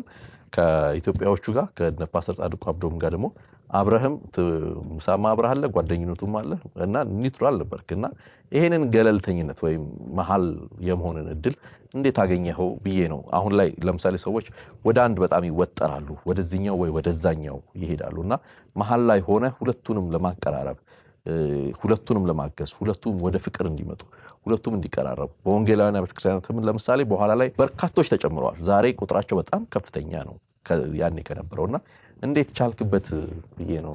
ጌታ ኢየሱስ አንድ ነገር ተናገረ። ደቀ መዛሙርቴ መሆናችሁን አሕዛብ በፍቅር ያውቋቸዋል። ፍቅር የሁሉ ነገር ማሰሪያ ነው። የምትጠላው ሰው ካለ ፍቅር ነው የቸገረህ። የምትጠላው ሰው አንተ ውስጥ ካለ ፍቅር ነው የቸገረህ። አለመግባባቶች ሁልጊዜ ይነሳሉ እና እኔ ፓስተር ጻድቁ በጣም ነው የምወደው። አብረን ምሳ እንበላለን። በቃ የትም ይወስደኛል፣ ቢሮ ይወስደኛል። ፓስተር መርድ መንፈሳዊ አባቴ ነው። በቃ በመጣው ቁጥር አቅፎ ይዞኝ ነው የሚዞረው። ያሁን እንኳን እና በዛን ጊዜ እኔ እንዴት አድርጎ ይሄ ነገር እንዲህ እንደወጣ እስከ ዛሬ ይጨንቀኛል ለማስታወስ። እና ሲጀመር የተጀመረው ፖዚቲቭ ነው። በቃ ወንጌልን ለማስፋት ነው ሲጀመር የተጀመረው ዓላማ እኔ አውቃለሁ። ነገር ግን ነገሩ የከረረ ወደ አስተዳደር ወደ ድርጅት ሲመጣ እኔ ማልቀስ ጀመርኩ እና መንፈስ ቅዱስን ነው የምንገፋው አልኩ። እኔ እዚህ ጋር ቆምኩ። እዚህም መንፈስ ቅዱስን የምትከተል ከሆነ መንፈስ ቅዱስ በፍጹም ጥላቻ አያሳይህም። አለዛ በስሜት ተነሳስቼ የሆነ ነገር ልጠላ እችላለሁ፣ አይፈቀድልኝም። ስለዚህ ይሄም ወንድሜ ነው፣ ይሄም ወንድሜ ነው። ምን አደርጋለሁ? የተጣሉት ወንድሞቼ ናቸው። ይሄ ልክ ነው ይሄ ልክ አይደለም ልል አልችልም። አሁን ሰዎች ይህንን ደግፍ ይህን ተቃዋሚ ይሉኛል። ወንድሞቼ ናቸው እኮ። ምንድን ነው የምቃወመው? ከሌ ልክ አይደለም ከሌ ልክ አይደለም። አለመግባባት እኮ ሁልጊዜ አለ። ጳውሎስና ባርናባስ እኮ ተከፋፉ አይደል? ግን እኮ ወንድማማቾች ናቸው። ሐዋርያው ጳውሎስን የረዳው እውነተኛ ፓስተሩ እንደውም ባርናባስ የፓስተርነት ጸጋ ነው የነበረው። እና ሐዋርያው ጳውሎስ በጣም ትልቅ ሰው ካጣ ያጣው ባርናባስ ነው። ወንድማማቾች ነን እኛ። ምንም ነገር ሊፈጠር ይችላል። እኔ በሰዎች ላይ ነቁጥ የምታክል ኔጌቲቭ ነገር እንዲኖረኝ አልፈልግም። በቃ ፓስተር ጻድቁን እወዳለሁ፣ ፓስተር መድንን እወዳለሁ። ሁለቱም በዚህ መንገድ በዛ መንገድ ይሄ ይላል ሰው። ነገ ሲታረቁ አንተን የምትጎዳው ገብቶሃል። እንደዚህ ካሌ ይልሃል እንጂ ሁለቱም ሲገናኙ እኮ ይላቀሳሉ። ታዲያ አንተ ውጭ ትቀራለህ። እና ሁለቱንም እወዳለሁ። ሁለቱም ጋር ስልክ ደውላለሁ። ለሁለቱም ጋር ማውራት እችላለሁ። ነፃነቴ የተጠበቀልኝ። ይህን የነገረኝ መንፈስ ቅዱስ ነው። በቃ እኔ ከኔ የሆነ ምንም ነገር የለም። መንፈስ ቅዱስ ዝም በል ሲለኝ ዝም እላለሁ። ምክንያቱም እኔ ሲጀምር ጋዜጣውንም በእኔ እውቀት አልጀመርኩማ፣ በእኔ ችሎታም አልጀመርኩም። በዚህ ምክንያት አሴምብሊስ ኦፍ ጋድ የነበረውንም ጭቅጭቅ ሁለቱንም አውቃለሁ። ስለዚህ እኔ ምንም ማለት አልችልም አልኩ። ምን ነው ሲሉኝ እንደዚህ ነው እንደዛ ነው። አይ ወንድማማቾች ነን። ይሄም ወንድም ነው፣ ይሄም ወንድም ነው። አንዱን መንፈስ ጠጥተን አንዱን ጌታ ተቀበለን አንድ ሆነን ምንም ልቀየር አልችልም። ከቀየርኩ ጠቅላላ እምነቱን ነው መቀየር ያለብኝ። ስለዚህ ወንድማማች ሲጣሉ ይሄን ሳይድ ካናዳ አንድ ችግር ተፈጠረ። ወንድማማች ኖት አይደለም የሆነ ግሩፕ ተነሳና እንደዚህና እንደዛ ብሎ ጠብ ፈጠሩ። ከዛ የሆነ እንትን ይዞ ወጣ ግሩፕ አንድ ሰው። ከዛ ግሩፕ ይዞ ወጣ። ከዛ በጣም ነው የምወደው ፓስተር ሜሮንን እና ፓስተር ፖል እነዚህ ናቸው እንግዲህ። ከዛ ሰዎች ናቸው ይሄን የሚያወሩት። ከዛ ይሄኛው ሆ ይላል እዚህ ጋር አንዱ፣ ይሄኛውም ሆ ይላል። ከዛ እኔ እንደዚህ እየጸለይኩ እያለ መንፈስ ቅዱስ ሂድና አስታርቃቸው አለኝ። ምንም ጥያቄ አልጠየኩም። ሄድኩ፣ ሁለቱንም ጠርቼ ወንድማማቾች ነን አልኩ። ያወራሁት አንድ ነገር ነው። ፓስተር ሜሮን በጣም ይወድሃል አልኩት ለፓስተር ፖል። በጣም እኔ ሰው ሲወድ እንዳንተ እሱ በጣም ይወድሃል ሲነግረኝም የነገረኝ ይሄንን ነው ብዬ ለሁለቱም አንድ ነገርኳቸው ቃሉ። ሁለቱም ተነስተው አንዱ ተነስቶ እግሩ ስር አንዱ ተነስቶ እግሩ ስር ወደቀ። ይሄን እዚህ ያደረግነውን ህዝቡ ሰብስበን እናደርጋለን። ህዝብ ሰበሰብን።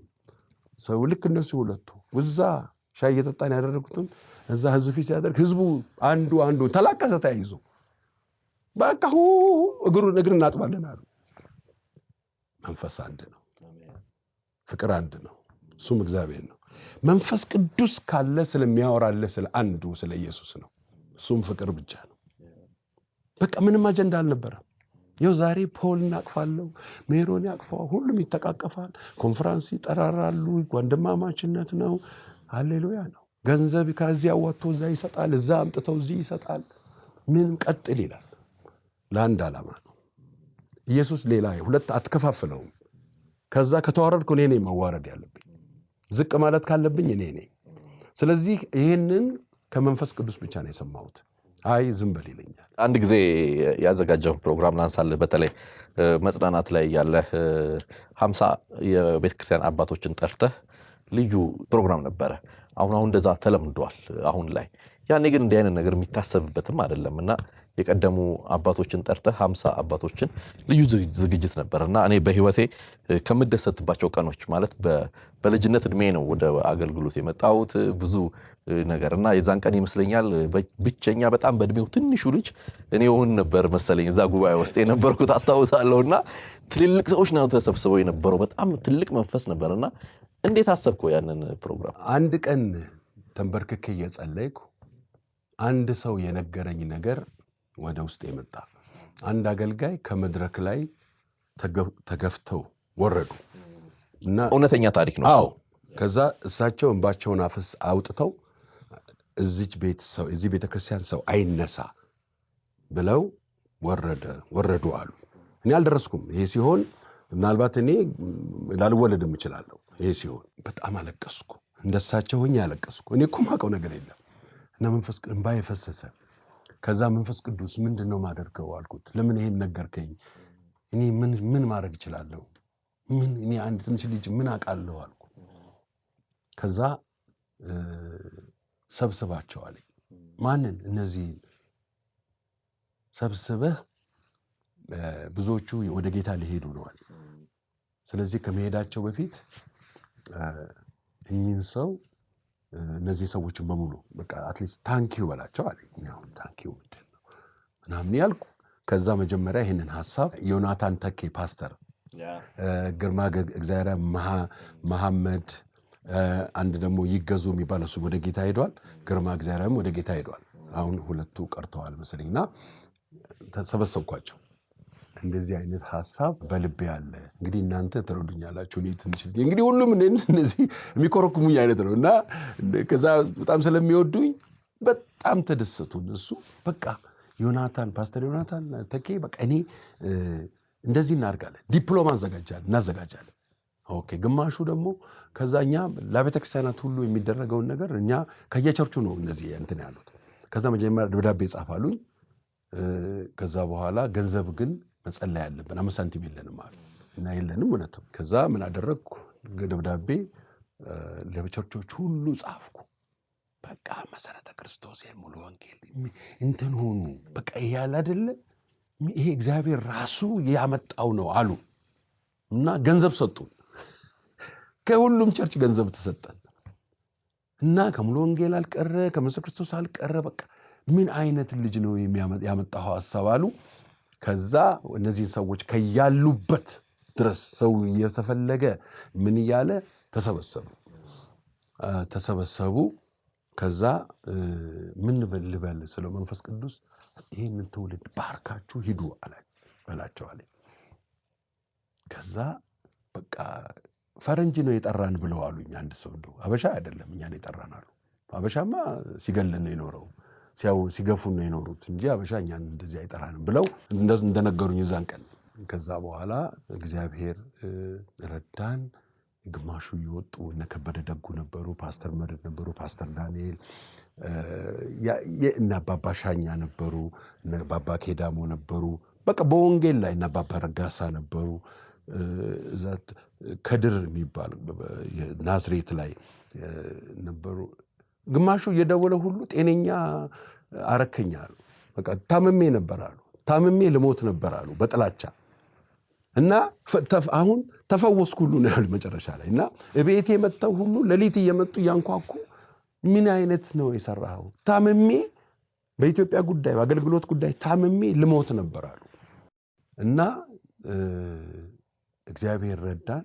አንዲት ሴት ኤልያስ አምዴ የሚባል ጓደኛ አለኝ እና የእሱ እህት አሜሪካን ሀገር መኪና ልትገዛ ትሄዳለች። ስትሄድ መንፈስ ቅዱስ ለአባይነህ ይህንን መኪና መግዛውን ተይና ለአባይነህ ላኪለት ይላል። ለምን ሲል ያስፈልገዋል አላት። እሷ እኮ አታውቅኝም፣ ያው ጓደኛዬ ነው፣ ጋዜጣውን ታነባለች። እሺ ትልና መኪናውን ትተውና መኪና መግዛቱ ይቀርና ከዛ ለወንድሟ ትደውልና አባይነህ ምን ፈልጎ ነው ብር ላኪለት ይለኛል መንፈስ ቅዱስ። እሱ ራሱ አላወቀም። ለምንድነው እነዚህ ብር የፈለግከው አለኝ። እኛ ብር ስጠኝ ብለን አንጸልይም፣ አየህ እኛ ያኔ አትልም። እና እንደዚህ አስቤ ነው። አዎ እህቴ በቃ እንደዚህ ብሎ ብሩን ላከችልን። ከዛ በቃ ብር ከየሀገሩ ይመጣ ጀመር። እያለቀሱ ይዘው ይመጣሉ።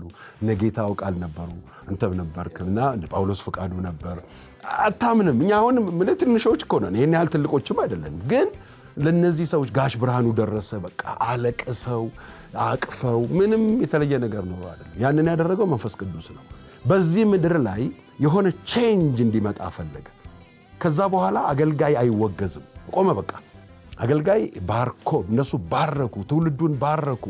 ይነሳ አገልጋዮች ይነሱ አሉ። ከኛም የበለጠ የሚያገለግሉ ይነሱ ብለው ባርከው ሄዱ። አብዛኞቹ ሄዱ። እነ ጋሽ መስፍን ተስፋዬ፣ እነ አባባ ረጋሳ፣ እነ አባባ ኬዳሞ ሁሉ፣ እነ አባባ ሻኛዛ፣ እነ አባባ ጸጋዬ ሾኔ፣ እነዚህ ባርከው ሄዱ። ከዛ በኋላ ብዙ አገልጋዮች መነሳት ሆነ እና እግዚአብሔር ይባርካቸው። ያ በቃ ብሬክ ስሩ አመጣ። አሁን ዛሬ አገልጋይ ይከበራል። እኔ ሳይ በጣም እደሰታለሁ። ይህንን መንፈስ ቅዱስ ነው ያደረገው፣ አባይነህ አይደለም። እየተከታተላችሁ የምትገኙት ኪያሾውን ነው። በመግቢያ ላይ እንደነገርኳችሁ ዘወትር ዓርብ በኢትዮጵያ ሰዓት አቆጣጠር ምሽት 2 ሰዓት ላይ በኤክሌሲያ ሚዲያ ገጽ ብቻ ይተላለፋል። ከአቤ ጋር እያደረግን ያለነው ቆይታ አልተጠናቀቀም። ካፍታ ቆይታ በኋላ ተመልሰን መጥተን በቀሪ ጨዋታዎች ጋር አብረን ከእናንተ ጋር እንሆናለን። በመጨረሻ ላይ የጸሎት ፕሮግራም ይኖራል።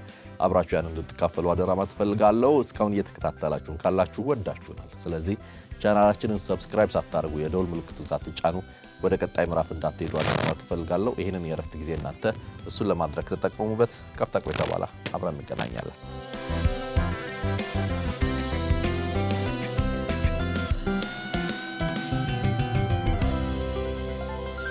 አቤ ይሄን ስታነሳልኝ ምልህ ዛሬ ይሄንን ማድረግ አንችልም ወይ? በተቋም ደረጃ የሚያደርጉ አሉ።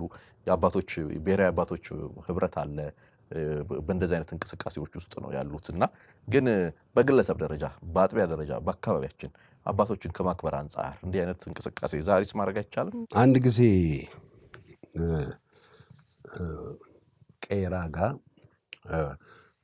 እኔ ቆሜ ያለው ምን መኪና አልጠብቅ ታክሲ አላውቅምና ልጆች እንደዚህ ቁጭ ብለዋል።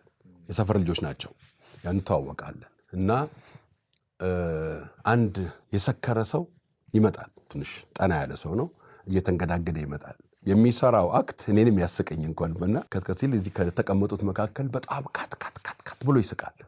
እንዲህ አየኸው ሊወድቅ እኮ አየኸው ይላል። እና ከዛ እኔም ራሴ እያየሁ አልሳኩም፣ ግን የሚያስቅ ነገር ነው የምታየው፣ ሰካራም ስለሆነ የሰከረ ሰው ስለሆነ። እና በኋላ አንደኛው ልጅ ብድግ ይልና በቦክስ አፍንጫውን መታው ጓደኛውን። እንዴ ምን አድርጌ ነው? አደማኝ እኮ ምን አድርጌ ነው ምናምን ብሎ ጮኸ። አባቴ እኮ ነው አለው።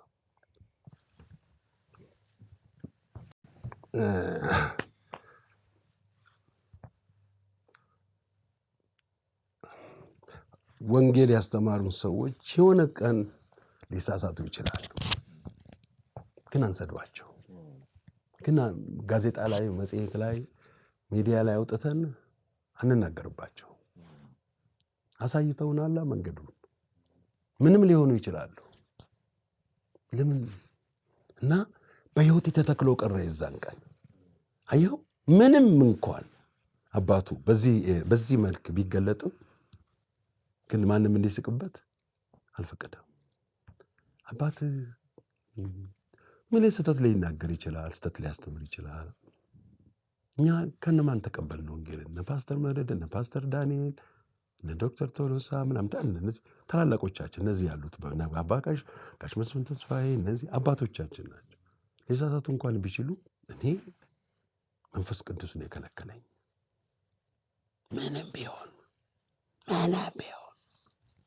ምንም ቢሆን መንፈስ ቅዱስ ደስ አይለው። አየህ፣ እኛ ስሜታዊያን ነን፣ እኛ ሞራሊስት ነን። አየህ፣ እንትን መንቀል እንወዳለን፣ እንክርዳድ እና ማይነር የሆነ ነገር ስታይ ሁሉ በቃ ማለፍ አትችልም። እና ያ ነገር እንትን ያደርገኛል። ገባህ? ሊሳሳቱ እኮ ይችላሉ። ካንተ ምልህ አባቴ ለምሳሌ በእግሩ እየሄደ ከሆነ እኔን ያሳደገኝ፣ እኔ ጫማ ስለገዛው አባቴ ላይ የወጣውን ያንን አንዳንድ ነገር ስካርስ ምናምን ጭረት አልስቅበትም። አባቴ እኮ ሸፋፋ ነው እላለሁ እንዴ? ግን እኮ አባትህ ነው። አንተ ጫማ አድርገህ እንድትሄድ እንድትማር ተሸክሞ ያሳደገህ አባትህ ነው። እጃቸውን የጫኑብን፣ የጸለዩልን፣ የገባቸውን ያስተማሩን፣ ያደረሱን እዚህ ድረስ እነሱ ናቸው። እኔ አሁን እዚህ ደርሼ በእነሱ በእግር መሄድ፣ እግራቸው ላይ በወጣው እንትን በለበሱት ልብስ መሳቅ አለብኝ? ይህንን መንፈስ ቅዱስ አይወድም። በቃ አንተ እዚህ ደርሰሃል። በቃ አባትህ ናቸው፣ ትወዳቸዋል። እና ይህን ማድረግ አሁንም እንችላለን። እንደምንወዳቸው ካወቁ ይበቃል። ከጠየቅናቸው ቤታቸው ሂደን ይበቃል። አንተ የነሱ ፍሬ እንደሆንክ ካወቁ ይበቃል። ዶክተር ቶሎሳ ባይኖሩ እኔ የት ደርስ ነበር? አንድ ወቅት ላይ ምልህ ፓስተር አንፍሬ ባይኖር ለምን ዛሬ ምን ስለሆንኩ እኔ ለመናገር ምን አፋለኝ እናናገር? የትኛው መንፈስ ነው የተካፈልኩት ታዲያ? እና ዛሬ የበለጠ ማድረግ እንችላለን። እኔ ትናንትና በትንሽነቴ በዛ ማይምነት እንትኔ ይህንን የማድረግ ከቻልኩ ዛሬ ብዙ የበለጠ ልናድርግ እንችላለን። እድሉ አለን። እኛ ገብቶናል። መንፈስ ቅዱስን ከሰማና ከታዘዝን በቃ አለቀ። አንተ ያከበርከው ነው የሚያከብርህ ነገ። አንተ አዋርደህ ነገ ክብር ከጠበቅ አይሆንልህ። አባትን ሰድበህ ልጅህ አንተን እንዲያከብር አትጠብቅ። ስለዚህ ያለ ልጅ ነው የምትኖረው። ጠላት ነው ያፈራኸው ማለት ነው በራስህ ላይ። ስለዚህ ከዛ የበለጠ ማድረግ ይቻላል። ይሄ ትውልድ ላይ መስራትም ይችላል። እድሉን ደግሞም እነሱ ባርኩኝ አትልም እንዴ? እኔ ልብስ ገዝቼ ሄጄ ባርኩኝ ያልኳቸው ሰዎች አውቃለሁ። ጫማ ገዝቼ ሄጄ ልብስ ገዝቼ ሄጄ እንዴ ቀላል ነገር እንዳይመስልህ ከዛ መንፈስ ነው የተካፈሉት። እና ይሄ ማድረግ የሚቻል ይመስለኛል። ሚዲያ አገልግሎት ውስጥ ከማስታወሳቸው ስራዎች መካከል አንዱን ላንሳለህ። ለምሳሌ የሐዋርያው ዘውዴ ገብረስላሴ እኛ በተደጋጋሚ በጣም በርካታ ሚዲያ ፈልጎት አሁንም ድረስ ያላገኘው ሰው ቢኖር ሐዋርያው ዘውዴ ነው። በኢትዮጵያ ቤተክርስቲያን ውስጥ በተለየ እንቅስቃሴ ውስጥ ይታወቃል። አንድ ወቅት በተለይ በጣም አነጋጋሪ የነበረ ሰው ነው። ሚዲያ ላይ ግን እሱ ካለው ባህሪና እንቅስቃሴ መሰረት ብዙ የምታገኘው ሰው አይደለም። ግን አንተ ብቻ ኢንተርቪው አድርገኸዋል። ሐዋርያው ዘውዴ በጣም በጣም በጣም እግዚአብሔርን የሚፈራ እውነተኛ ሰው ነው። ሚስ አንደርስቱድ ተደርጓል። ያደረጉት ግን እሱ ከሚያወራው ውጪ የሚያስቡ ልጆች ናቸው። እሱ አይደለም እሱን ለመከተል ወይም እሱ ብሏል ወይ አርጓል የሚያስቡ ያላለውን ሁሉ ያሉ ልጆች አጋጥመውኛል። እኔ አንድ ጊዜ አዋሳ ሄደን ስንመለስ አንዷ ተነስታ እኔ እኮ የዘውዴ ልጅ ነኝ አለችና እኔ እበራለሁ አለችኝ። ጥቅስ ልስጥህ አለችኝ። ከዛ ዘውዴ አይልም እንደሱ አልኳት። ተነቀጠች። ልጅቷ ቃሉን እንኳን በስነ ስርዓት አታውቅም። የምታወራው ዝም ብላ የመሰላትን ነው። እና ሐዋርያው ዘውዴ እኔ ኢንተርቪው ሳደርገው ፍቅር ነው፣ ትሁት ነው፣ ስለ ራሱ አያወራም። እኔ እንደዚህ ነኝ አይልም፣ ይሄ ይገባኛል አይልም፣ ይሄ እናደረግኩ አይልም። ቁጭ ብለህ ከሱ ጋራ ሰው ነው ኢንተርቪው ያደረኩት ወይስ ምናምን ነው ትል ትችላለህ። ስለ ራሱ አያወራም። በቃ ሲምፕልና ሲምፕል ሰው ነው። ሚስ አንደርስቱድ ተደርጓል። አጋንንቶች አየህ፣ ሁልጊዜ አገልጋዮች እንዲመቱ ሚስ አንደርስቱድ እንዲሆኑ ይሰራሉ። አንተ አጥብቀህ መንፈስ ቅዱስን ካልተከተልክ በስተቀር የተሰጠህንም ሰው ለዚህ ነው ዳዊት ሳኦልን አልገለውም አለ። አያ አጋንንት ሊያስገድለው ነበር ወደሱ አምጥቶ እና ደግሞ ዳዊትን ወንጀለኛ ሊያደርገው እግዚአብሔር በቀባው ላይ እጅን አላነሳም አለ። ምክንያቱም እንደዚህ ያደርጋል ሰይጣን። አንዳንድ ጊዜ ሚስ አንደርስቱድ እንድንደረግ ወይም እንድናደርጋቸው አገልጋዮችን የሚያደርገው ሰይጣን ነው። አንተ መስማ አንስትም አለ የዲያብሎስን ሐሳብ ከሳትክ አንተ እኮ የእግዚአብሔር ነገር እየሰራ እኔ ጠላት ልሆን እችላለሁ። እና በጣም ነው የምወደው። በተደጋጋሚ አግኝቼዋለሁ። ካናዳ መጥቶ በጣም የተወደደ ሰው ነው። ምንህን ያውን ተነስቼ ስለ ዘውዴ ማውራት አልችልም፣ ወይም ደግሞ ዘውዴ ወደፊት ምናምን አይደለም። በዛን ጊዜ የገባውን የተረዳውን በቅንነት ለማስረዳት ሞክሯል። አልተረዳነው፣ የኛ ስህተት ነው። በቃ ስላልተረዳ ነው አልተረዳ ነው። እና ኢንተርቪው ያረኩት ሰዎች አባይነህ በአንተ ላይ ጽፎብሃል ምናምን አሉት እሱ።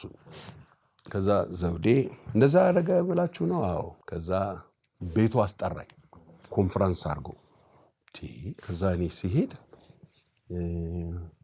ቤቱ ሰው ግጥም ብሏል፣ ምግብ ተዘጋጅቷል።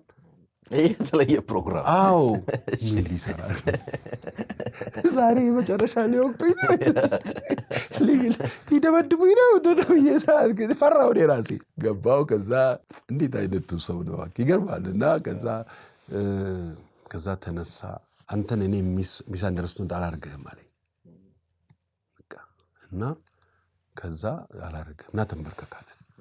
ከዛ እጁን ጫነብኝ። አልገባኝም አልኩ። ከዛ ጌታ ሆይ እንደሱ የምደበደብ ከሆነ ይቅርብኝ አልኩ። አንተ በምንም እኮ ምንም ነገር ተናግሮ አንደርስታንድ አታደርገውም። አጋንንት ምን ያህል ክፉ እንደሆነ የምታየው በቃ በጣም በጣም በጣም ሚስ አንደርስቱድ እንድትደረግ ያደርግሃል። ገብቶሃል? እና በኋላ አንድ ቀን ከብዙ ጊዜ በኋላ ካናዳ አገኘሁት። ከዛ አገኘሁትን ቆይ አንተ ሐዋርያው ዘውዴ አንተ ምን አድርጌ ነው የዛን ቀን ያን ሁሉ ሰው ሰብስበህ ድግስ ደግሰህ እጄን ጫንክብኝ ስለው ታዲያ ዘውዴ ብቻ ይደብደብ ያለው ማን ነው? እና ፓርኪንግ ውስጥ የው ስቆ እየሮጠ ተደበደብኩ አልኩት። እኔ እንደሱ ገጥሞኛል ብዙ ጊዜ። እውነት የሆነ ነገር ተናግሬ ሪዋርዱ በቦክስ ይሆናል። ተካፈልከው? አዎ። እና እኔ በጣም ለዚህ እኮ ተናድጄ ነው። ምን አረግኩ አልኩት። አንድ እኔ ታዲያ ዘውዴ ብቻ ይደብደብ ያለው ማን ነው አለ። እና ፓርኪንግ ውስጥ ይኸው ካት እያለ ከዛ ወይኔ አልኩ። እና እነዚህ ነው በቃ ተካፈሉ ጸጋውን። የሱ አንዱ ነገር በሱ ላይ ታወራለህ አይደል? ስላልገባው ነው ብሎ ይጸልይልሃል። ከዛ ያ መንፈስ ያገኘሃል፣ ጸጥ ትላለህ አንተ። ከዛ ወይኔ ትላለህ። እና ምን አይነት መረዳት ነው አልኩኝ። በቃ እኔ ሰው ሲያስቸግርህ አትቃወመው፣ ክፉ አትናገርበት። እኔን ያገኘህ በለው። ገብቶሃል? እኔ ላይ የወረደ አንተም ላይ ይውረድ። በቃ ከዛ በኋላ ሰውየው ሲያገኝህ እኔም እኮ ወረደብኝ ይላል እንጂ አንተ ከሴጣን ጋር ለምን ትተባበራለህ? ገብቶሃል? እኔን ያገኝህ። ገብቶሃል? ለእኔ የተገለጠልኝ ይገለጥልህ። በቃ ይሄ ነው እኮ መንገዱ። ሰውየውን በምን ታስረዳዋለህ?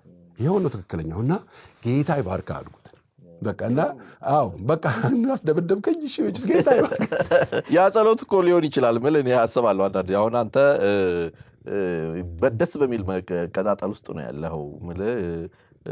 ኦርዴንድ ተደርገህ እንዲህ ባይሆንም ግን በትንቢታዊ ጸጋውም ታገለግላለህ። አሁን በጸጋው አገልግሎት ውስጥ ነው ያለው እና ያ እንዳገኘህ ይሰማኛል። እንዴ ሰማይ እኮ ነው የለቀቅብኝ። እሱ እኮ ዝም ብሎ ሰማይ ከፈተና እኔ ብቻ መሰለህ አንተም ይህ አለ እና እግዚአብሔር ይባርከው። እንደዚህ ነው ግን መሆን ያለበት። እኔ ለሰው ሁሉ እንደኛ ያገኛችሁ ነው መጸለይ ያለብህ። ኢየሱስን አየሁት ካለ አንተም እየው ነው። አንተም መንፈስ ቅዱስን ተቀበል። አቤ ወደ ካናዳ የተጓዝክበትን ጉዞ እናንሳ። በተለይ ደግሞ ከካናዳ በፊት ስነ መለኮት የተማርክበትንም ስቶሪ እናነሳለንና ከሀገር የወጣህበትን ጊዜ ታስታውሳለህ? እስቲ እሱን እንጫወት። ከሀገር የወጣሁበት መንገድ አንድ ጊዜ መከራ እየበዛብኝ ሲሄድ፣ ጦርነት ሲበዛብኝ ከሀገር መውጣት ፈለግኩ። ከዛ መንገድ ማሰብ ጀመርኩ። ሳስብ መንፈስ ቅዱስ ተዋለኝ። ብዙ ጊዜ መንፈስ ቅዱስ ስለሚያስጠነቅቀኝ እፈራለሁ እና እኔ መንፈስ ቅዱስ ካላለኝ ምንም አንገቴ ቢቆርጥ የትም አልሄድም። ተው ሲለኝ አሁን ሄዳለሁ አልኩት። ዝም አለኝ። ከዛ የሆነ መንገድ አዘጋጀው። አዘጋጀውና በቃ ለምን በዚህ መንገድ አልሄድም አልኩ። ይቻላል አልኩ። አዘጋጀውና በቃ ወሰንኩ። ያን ነገር እየሰራሁ እያለ ፓስተር ሃምፍሬ ከአሜሪካን ሀገር ይመጣል። ፓስተር ሃምፍሬ በጣም ወዳጄ ነው። በመጣ ቁጥር ጊዮን ሆቴል ነው ያን የሚያርፈው። ይጠራኝና አብረን ቁርስ እንብላ ይላል እና ሁልጊዜ ሲያገኘኝ ቁርስ ያጋብዘኛል፣ ይባርከኛል፣ ይጸልይልኛል፣ በርታ ይለኛል እና ልክ አሁን 15 ቀን ሆኗል ይህን ነገር ፕሮሰስ ከጀመርኩና ፓስተር ሃምፍሬን ሄድኩ። ሲጠራኝ አብረን ቁርስ እየበላሁ ያ ትዝ አለኝ። አሁን እኮ አሜሪካ ልመጣ ነው፣ በቃ እዛ አብረን እናገለግላለን፣ በቃ ልመጣ ነው አልኩት። የሆዴን በሆዴ ይዤ ነው። እንዴት አለኝ። ከዛ እንደዚህ አይነት ፕሮሰስ እንደዚህ አልኩት። ከዛ በቃ ምንም አላሰብኩም። ያው እኔ ስለሚወደኝ መንገሬ ነው። አይቻልም አለ። አይቻልም አትሄድም አለ። ኋላ ምን ነው ዛሬ ቁርስ በቀረብኝ አልኩ። ምን ነው እንዴ ዛሬ ወይኔ አይቻልም አለ። እንደዚህ ተናግሮኝ አያውቅም። በቃ ምንም አይቻልም አለ። ከዛ አየህ መንፈስ ቅዱስ በመጀመሪያ ለአንተ በግል ይነግርሃል። በሁለተኛ ምስክር ጠርቶ ይነግርሃል። አሁን ፓስተር ሃምፍሬ ምንድን ነው? ምስክር ነው። ከዚህ በኋላ ብሄድ ተጠያቂው ራሴ ነኝ። ወይኔ ቁርስ በቀረብኝ አልኩ። ምን ነው ባልመጣሁ አልኩ። ምን ነው ዛሬ እንደው ሌላ ፕሮግራም አግኝቻለሁ ብዬ በቀረሁ። በቃ ብዙ ነገር አልኩ። በቃ አኮረፍኩት እሱን። ሁለተኛ እንደው ምን አይነት ምናምን ብዬ ተመለስኩ። በቃ ተመለስኩ። ተለያየሁት። በቃ አኩርፌ ነው የተለየሁት። በቃ ቤቴ ገባሁና በቃ እግዚአብሔር ምስክር ጠራብኝ አልኩ። አሁን እምቢ ማለት አልችልም። ከዚህ በኋላ እምቢ ካልኩ እሞታለሁ። ያሳደገኝ እሱ ስለሆነ የትም መሄድ አልችልም አልኩና እሺ ብዬ ሰረስኩ። መንገዱን ተውኩት። ከዛ በኋላ በቃ በሰላም መኖር ጀመርኩ። ከዛ የሆኑ ሰዎች በእኔ ላይ የውሸት ወንጀል ሰሩ። በቃ ወንጀል በቃ ምንም እንደው እዚህ የሚባል ነገር ሳይኖር ወንጀል በቃ ተዘጋጅቶ አንተን ማረሚያ ቤት ልክት ማረሚያ ብቻ ሳይሆን ጭራሽ ከማረሚያ ቤት እንኳን እንዳልወጣ የሚያደርግ ውሸት ሰሩ። ያደረጉት ሰዎች ለምን እንዳደረጉት እነሱ ያውቃሉ። እዛ ውስጥ መግባት አልችልም። ከዛ አንድ ቀን መጡ። ቢሮ ውስጥ እኔ አልነበርኩም። የንግድ ፍቃድ አለኝ፣ ስቴሽነሪ አለኝ፣ የጋዜጣ ፍቃድ አለኝ። ሁሉን ወሰዱ፣ ዘጉት። ከዛ በኋላ ትንሽ ደነገጥኩ። ከዛ በኋላ ቤት የገባውና መንፈስ ቅዱስ አልኩት፣ ትላንትና በዛ መንገድ ልሂድ ስል እምቢ አልከኝ። አሁን ይኸውልህ ልታስጥለኝ ፈለግክ አልኩት። ወይኔ ወይኔ ወይኔ ወይኔ ወይኔ በቃ አልኩኝ። ከዛ በኋላ ትንሽ ድምፅ መጣ፣ ውጣ ከሀገር አለኝ። እንዴት አድርጌ እወጣለሁ አልኩት። ሂድ በኤርፖርት አለኝ። እኔ ሁልጊዜ መንፈስ ቅዱስ ይሄ አድርግ ካለ ማድረግ ግዴታዬ ነው። ከዛ በኋላ ምንም ጭቅጭቅ አልፈጠርኩም። ለእናቴ ነገርኩ። ሄድኩኝ ቤቴ ራስ ሆቴል ሄጄ ትኬት ቆረጥኩ። ከዛ በማግስቱ ዕቃዬን ይዤ እችን የምታክል ዕቃ ይዤ ወደ ኤርፖርት ሄድኩ። መንፈስ ቅዱስ አልኩት፣ እዛ ትገኛለህ አልኩት። እዛ እኮ ይዙኛል፣ ደግሞ ማያቀኝ ሰው የለም። እኔ ምንድን ነው ማደርገው? ዝም አለኝ። ልክ አይደለሁም እንዴ ምናምን ማለት ጀመርኩ። ተጠራጠርኩ፣ ፍርሃት ያዘኝ። በቃ በጣም ነው ያንቀጠቀጠኝ። ከዛ በኋላ የዛን ቀን ደግሞ የኡጋንዳው ፕሬዝዳንት አዲስ አበባ ኤርፖርት መጥተው እዛ አርፈው ይመለሳሉ እና የተከበሩ ጠቅላይ ሚኒስትር መለስ ዜናዊ ኤርፖርት ናቸው።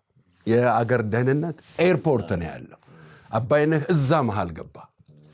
ወይ አባይነህ ወይ አባይነህ ወይ አባይነህ አቤት አቤት አቤት አቤት አቤት አቤት ከዛ አያዋቸው። ይሄ ሁሉ ደህንነት አሁን እንዴት ያልፋል አልኩ። አባይነህ አይ አልኩ፣ ትላንት ታዝዣለሁ አልኩ። ታዝዣለሁ፣ ያንን አላደርግም ብያለሁ። አሁን አንተ ነህ ይሄን እዚህ የምታደርገው። ስለዚህ ኤግዚት እንደሚመታልኝ ያምናለሁ አልኩ። ሄድኩ ወደ ኤግዚት ቢሮ። ፍርሃት መጣብኝ። በቃ አላበኝ። ብታየኝ በቃ ላቡ ራሱ ብታየው በቃ እንትን ሊሆን ቻስ ቻስ ቻስ ቻስ ቻስ ይላል፣ ምን ሊፈጠር እንደሚችል። ውስጤ ግን ጽኑ ነው።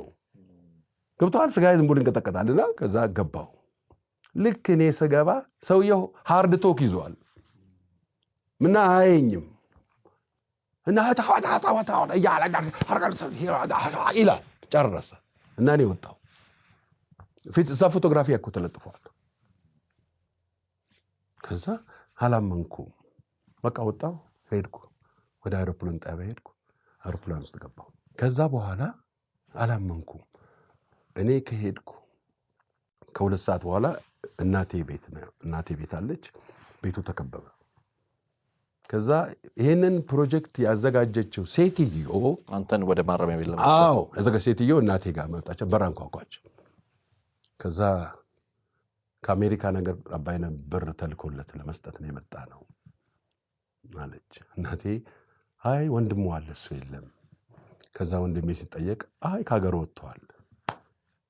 ምን አይነት ደንግጣ እኮ ምን አይነት መልአክ ከሰማይ መጣና ነው ከአፍ ከጥርሳችን ነቅሎ የወሰደው?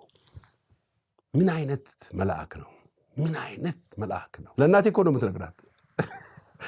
ምን አይነት መልአክ ነው አለ። ማመን አልቻለች። ይሄ የሚገርም መልአክ ነው። ወጣሁ። በቃ እኔ ኬንያ ደረስኩ። ያኔ ኬንያ ስትደርስ ለምሳሌ ባለፈው ስታጫውተኝ ነበር $100 ነው እጅህ ላይ የነበረው? ምንም የለኝም። እንዴት በቃ ጊዜ ማጣሁ። ምን ለማድረግ እችላለሁ? ወደ ባንክ አልሄድኩ፣ ወደ ያልኩ እዛ ስደርስ አንድ ዘላለም ቢራ የሚባል ወንድም ተቀበለኝ።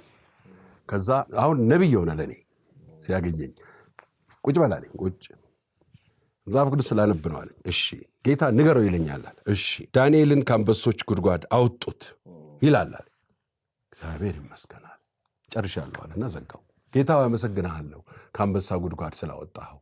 እስካሁን እኔ አልነቃሁም፣ ወደ ራሴ አልተመለስኩም። የሆነ ህልም ማይ ምናምን ነው የሚመስለኝ። በአሁን እኮ አሁን አዲስ አበባ ነበርኩ። እዛው ቀን ላይ ነው ኬንያ ያገኘኝና እንትን አልኩ። በቃ አልነቃሁም። ኬንያ መግባት የራሱ አልነቃሁም። ከዛ እዛ ቁጭ አልኩ እሱ ጋር። በቃ ችግር የለም ትተኛለህ እዚህ መሬት ላይ አለኝ እና መሬት ባዶ መሬት የሆነ ሰሌን አንጥፎ ተኛ እዚህ አለኝ። ሃሌሉያ አልኩ። በቃ እግዚአብሔር መንፈስ እና ውስጤ ለምንድን ነው ያመጣኸኝ? ምንድን ነው እዚህ የምሰራው ሲል ከዛ ዝም አለኝ። መንፈስ ቅዱስ አልተነገረኝም። ከዛ እዛች ቀን ትንሽ ያው ኮንፊውዥን አሁን እንትን አለ ግራ መጋባት። ከዛ በኋላ ለማቃቸው ሰዎች ሁሉ ኢሜል አደረኩ ሀገር ወጥቻለሁ ምናምን ብዬ እንደዛ አሉ። በኋላ መንፈስ ቅዱስ አንድ ድምፅ አወራ። እኔ ፓስተር እልክልሃለሁ አለኝ። የዛን ቀን ነው ፓስተር ማለት ትርጉሙ የገባኝ። ምንድን ነው ፓስተር ሲል ፓስተር ማለት እንደ ልጅ ነው የሚያደርግህ። ፓስተር ከሆነ ያንተ ነገር እሱ ይገባና ልጁ ያደርግሃል። አሁን ብዙ ሰዎች ፓስተር ስታገኝ በቃ ህይወቱን የሚሰጠው ላንተ። ከዛ እኔ ፓስተር ስለማላቅ እሺ አልኩኝ። ከዛ በኋላ መንፈስ ቅዱስ በስንተኛው ቀን ዶክተር ቶሎሳ ደወሉ። ኬንያ ገባህ? አዎ። በቃ ኡጋሌ ትበላለህ አሉ። ኡጋሌ ማለት የኬንያ ቤስት ምግብ ነው። ከዛ ደነገጥኩ። ከዛ በቃ አሳቁኝ። ጆክ እያወሩ እሳቸው አይዞ ምናምን አሉ እና የሆነ ነገር በቃ እንትን አለኝ። ከዛ በሁለተኛው ቀን አንድ ሰው ሶስተኛው ቀን አንድ ሰው ደወለና ዶክተር ቶሎሳ መልእክት ልከዋል $1000 ልከውልሃል። እኔ $1000 አንዱን አላውቀውም ከዛ በፊት። ከዛ በቃ ገባኝ በእግዚአብሔር እጅ ላይ እንደሆንኩ። ከዛ በሶስተኛው ቀን ነው አራተኛው ቀን የጸሎት ፕሮግራም ብለው ወሰዱኝ። አንድ በዛብህ ዶክተር ሆኗል አሁን ዶክተር በዛብህ ዳምጤ የሚባል አለ። እሱ በጸሎት መካከል እሳት ነው። ቃዲስ ሲመጣና መልእክት አለኝ ለአንተ ልናገር አለ። ቀጥል አልኩት። ከዛ በኋላ እግዚአብሔር ወደ ሀገር አትመለስም ይላል፣ ወደ ሌላ ሀገር ወስድሃለሁ ይልሃል። ከዛ ታገለግለኛለህ ይልሃል። ባት ነው የነገረኝ እሱ። ወደ ሀገር አትመለስም።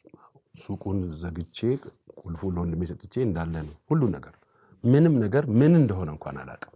መኪናዬን ለሞቴል አቁሜ ነው የወጣሁት። ምንም አላውቅም። ከዛ በቃ አለቀስኩ። ትንሽ እንደማልመለስ ገባኝ። በቃ የኢትዮጵያ ነገር እንዳበቃልኝ ገባኝ። እሺ አል ከዛ በስንተኛው ጊዜ አውስትራሊያ የምትኖር አንድ ጌታ ያገለገልኳት ሴት አውስትራሊያ እንትን ታይላንድ ሄዳለች። እንዴት መጽሐፍ ቅዱስ ትማራለህ እዛ? መንፈስ ቅዱስ ስለ ሂድ ተማር፣ እኔ ነኝ ያዘጋጀሁት አለኝ። ወይ ጉድ አልኩ። ከዛ በኢትዮጵያ ፓስፖርት የታይላንድ ቪዛ ኬንያ ተቀብዬ ታይላንድ ገባሁ። መጽሐፍ ቅዱስ ኮሌጅ ገባ።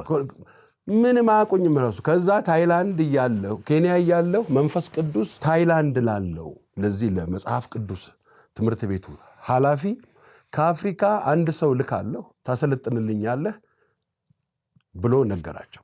እኔ ግንዛ ሳልደርስ እና ስሜን ነገራቸው። እኔ መንፈስ ቅዱስ እኔ ስደርስ አባይነን አይደል አሉ። መንፈስ ቅዱስ ነገረናል።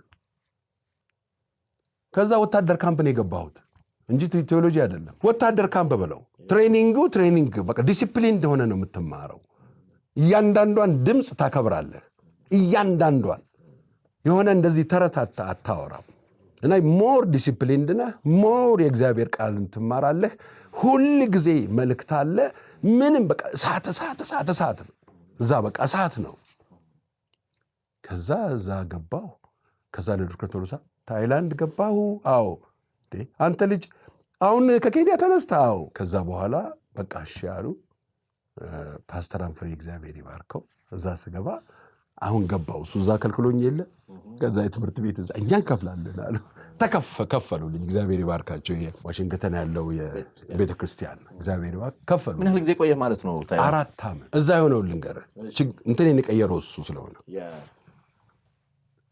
አሁን መጸለይ እግዚአብሔርን ቃል አነባለሁ። መጸለይ በቃ እና እንትን ሆንኩ። አልጠግብም በኋላ ምክንያቱም መጽሐፍ ቅዱስ ሲናገር መፈለግንም ማድረግንም በእናንተ የሚሰራ እሱ ነው አይደል? ስለዚህ በውስጤ መቀጣጠል ነው። እና አንድ ቀን እጅ ለእጅ ተያይዘን ስንጸልይ ከአየርላንድ የመጡ ወጣቶች አሉ። ከነሱ ጋር ስንጸልይ እሳት ከሰማይ እንደዚህ እያለ ሲወርድብኝ እኔ ተገለባበጥኩ። በቃ አንድ ጥቁር እኔ ነኝ። ከዛ ሁሉ ቀይ ነጭ ነው ምናምን በቃ እኔን ያዙኝ እና በቃ አቆመ ታሪክ። ከዛ ሰማይ ማየት እንትን ሆነ። እንዴ ምናምን ሰው ሁሉ በቃ እነዚህ እንዴ ምናምን ማለት ጀመርኩ።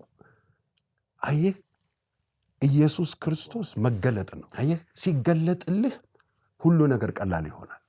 እስከሚገለጥልህ ድረስ ነው ሰይጣን የሚያጭበረብርህ። ሲገለጥልህ ሞት እንኳን መውጊያ የታለ ትላለህ። ሲኦል ሆይ ድል መንሳት የታለ ትላለህ። ካልተገለጥልህ ችግር ነው። በቃ አንድ የሆነ እውር መኖር የማይገባውን ትንሽ ልጅ ሰማይ አየው። በቃ ከዛ መኖር ምንድን ነው አልኩ። ለ4 ዓመት ታይላንድ ስትቆይ ከኢትዮጵያ ተነስተ ድንገት በሄድከው በገጠመ ጉዳይ ምክንያት ነው ዘገባኸው። ትምህርት ቤቱን ደግሞ ዋሽንግተን ዲሲ የምትገኘው ዓለም አቀፍ ኢትዮጵያ ቤተክርስቲያን አብሬህ አለው አለች። እዛ ቆየህ፣ ተማርክ። መጠናቀቅ ይመጣል። መመረቅ የሚባል ቀን መቼም አይቀርም፣ ግዴታ ነውና እሱ ቀን ይደርሳል ብዬ አስባለሁ። ከታይላንድ በኋላ ምን አሰብክ? 4 ዓመት ሲያልቅ ምንድነው የማስበው ቀጣይ ነገር የሚለው ነገር አልመጣብህም? ከዛ ምን ሆነ? ታይላንድ ያለሁ መጸለይ ነው ለኔ በጣም የሚያረካኝ። ከመጸለይ ውጭ ምን ማረካኝ? መጸለይ ነው፣ እግዚአብሔር ቃል ማንበብ ነው። አንተ ስትናገረኝ እኔ ምንም ለኔ ቀላል ነው፣ ከጌታ የሰማሁት ለማግኘት ቀላል ነውና በዚህ ጊዜ ውስጥ በጣም የምወዳቸው ቄስ በሊና አንድ ቀን ደወሉልኝ እና ነው ፓስተር ሙልጌታ አባተ እሱን ያገናኘኝና ቄስ በሊና እኔ ጋር ናቸው፣ እስቲ እባክህ ያገናኘኝ አልኩትና አወራን። ቆይ ልጸልይና መጀመሪያ ጠዋት ደውልልኝ አሉ። ከዛ በኋላ ገና ታገለግላለህ ገና ማት ሌላ ትንቢት ሲነግሩኝ ቄስ አረጁ እንዴ አልኳቸው። እኔ ደግሞ ያኔ በጣም ዲስአፖይንትድ ሆንኩ፣ ወዴት እንደሚሄድ አላቅም እና በጣም ተስፋ ቆርጬ ነው በቃ። እና ልጄ ጌታ የነገረኝን ነግሬሃለሁ አሉ። እና በቃ መሞት ሁሉ መሰለኝ፣ የት እንደሚሄድ አላቅም፣ ፈራሁ። ለምን እንደዚህ ጋር እንደደረሰ አላቅም። በቃ በጣም ዳውን ሆንኩ። በቃ የመጨረሻ ተስፋ ትቆርጥ የለ ወዴት ነው የሚሄደው ምናምን አልኩኝ። እና እውነታቸውን ነው እሳቸው። እኔ በቃ ያለ እኔ በጣም ከባድ ጊዜ ነው፣ ግን እጸልያለሁ። እንደዚህ እንኳን እንዴ እየታገልኩ እጸልያለሁ። በኋላ አንድ ቀን መንፈስ ቅዱስ መጣ። ወደ ካናዳ ትሄዳለህ አለኝ። አልኩ ወደ ካናዳ በቃ ካናዳ ሄዳለሁ አልኩና መስግኜ ጨረስኩና ከምሳ ከተማሪዎች ጋር ስንበላ ካናዳ ሊሄድ ነው አልኳቸው። ስፖንሰር አገኘ? አላገኘሁም። ገንዘብ አገኘ? አላገኘሁም። የአውሮፕላን ትኬት አለ? የለኝም። ብዙ ስለምጸልይ ቀውሰሃል አሉኝ። አሁን እብድ ነህ አንተ፣ ድሮም እብድ ነህ፣ እኛ እናውቃለን፣ ዝም ብለህ ትጸልያለህ ይላል። ጸሎት የሚያበዛ ሰው ቀውስ ነው አሉ። ከዛ እኔ ደግሞ እንዴት እንደዚህ ሳስበው ልክ ናቸው። ምንም ሳይኖር እንዴት ዝም ብለህ ታወራለህ አንተ? በቃ እኔ ምንም አለቅልህ ነገር የለም። ከዛ በኋላ አንዴ ከጌታ ከሰማው ስቀመጥም ስነሳም ሻይ ስንጠጣ ወክ ስናደርግ ስብሰባ ላይ ምናምን ላይ እንደ ካናዳ ሲሄድ በቃ አሉ። አታውራ በቃ ትሄዳለህ አሉ። በግድ በእነሱ ጆሮ ውስጥ ከተትኩት። በግድ እየተናነቃቸው ካናዳ ሄዳለሁ ምናምን እያልኩ በቃ መናገር ጀመርኩ ለነሱ። ከዛ በኋላ ትምህርት ቤቱ አለቀ፣ ተመረቅን፣ ሁሉ ተበተነ። አልሄድኩም። ከዚህ በኋላ አብድሃል ልትለኝ ትችላለህ። ከዛ በኋላ 15 ቀን ሰጡኝ። ከ15 ቀን በኋላ ከዛ ትለቀህ እንድትወጣ አሉኝ። ምክንያቱም ትምህርት ቤቱን ጨርሰሃል፣ ተመርቀሃል። ውጣ አንተ ብሎ ካናዳ ሄጄ ተማሪ ስታስቸግር የቆየህ ምናምን ብለው በቃ እና እኔ እውነታቸውን ነው። የቀወሰ ሰው ነው።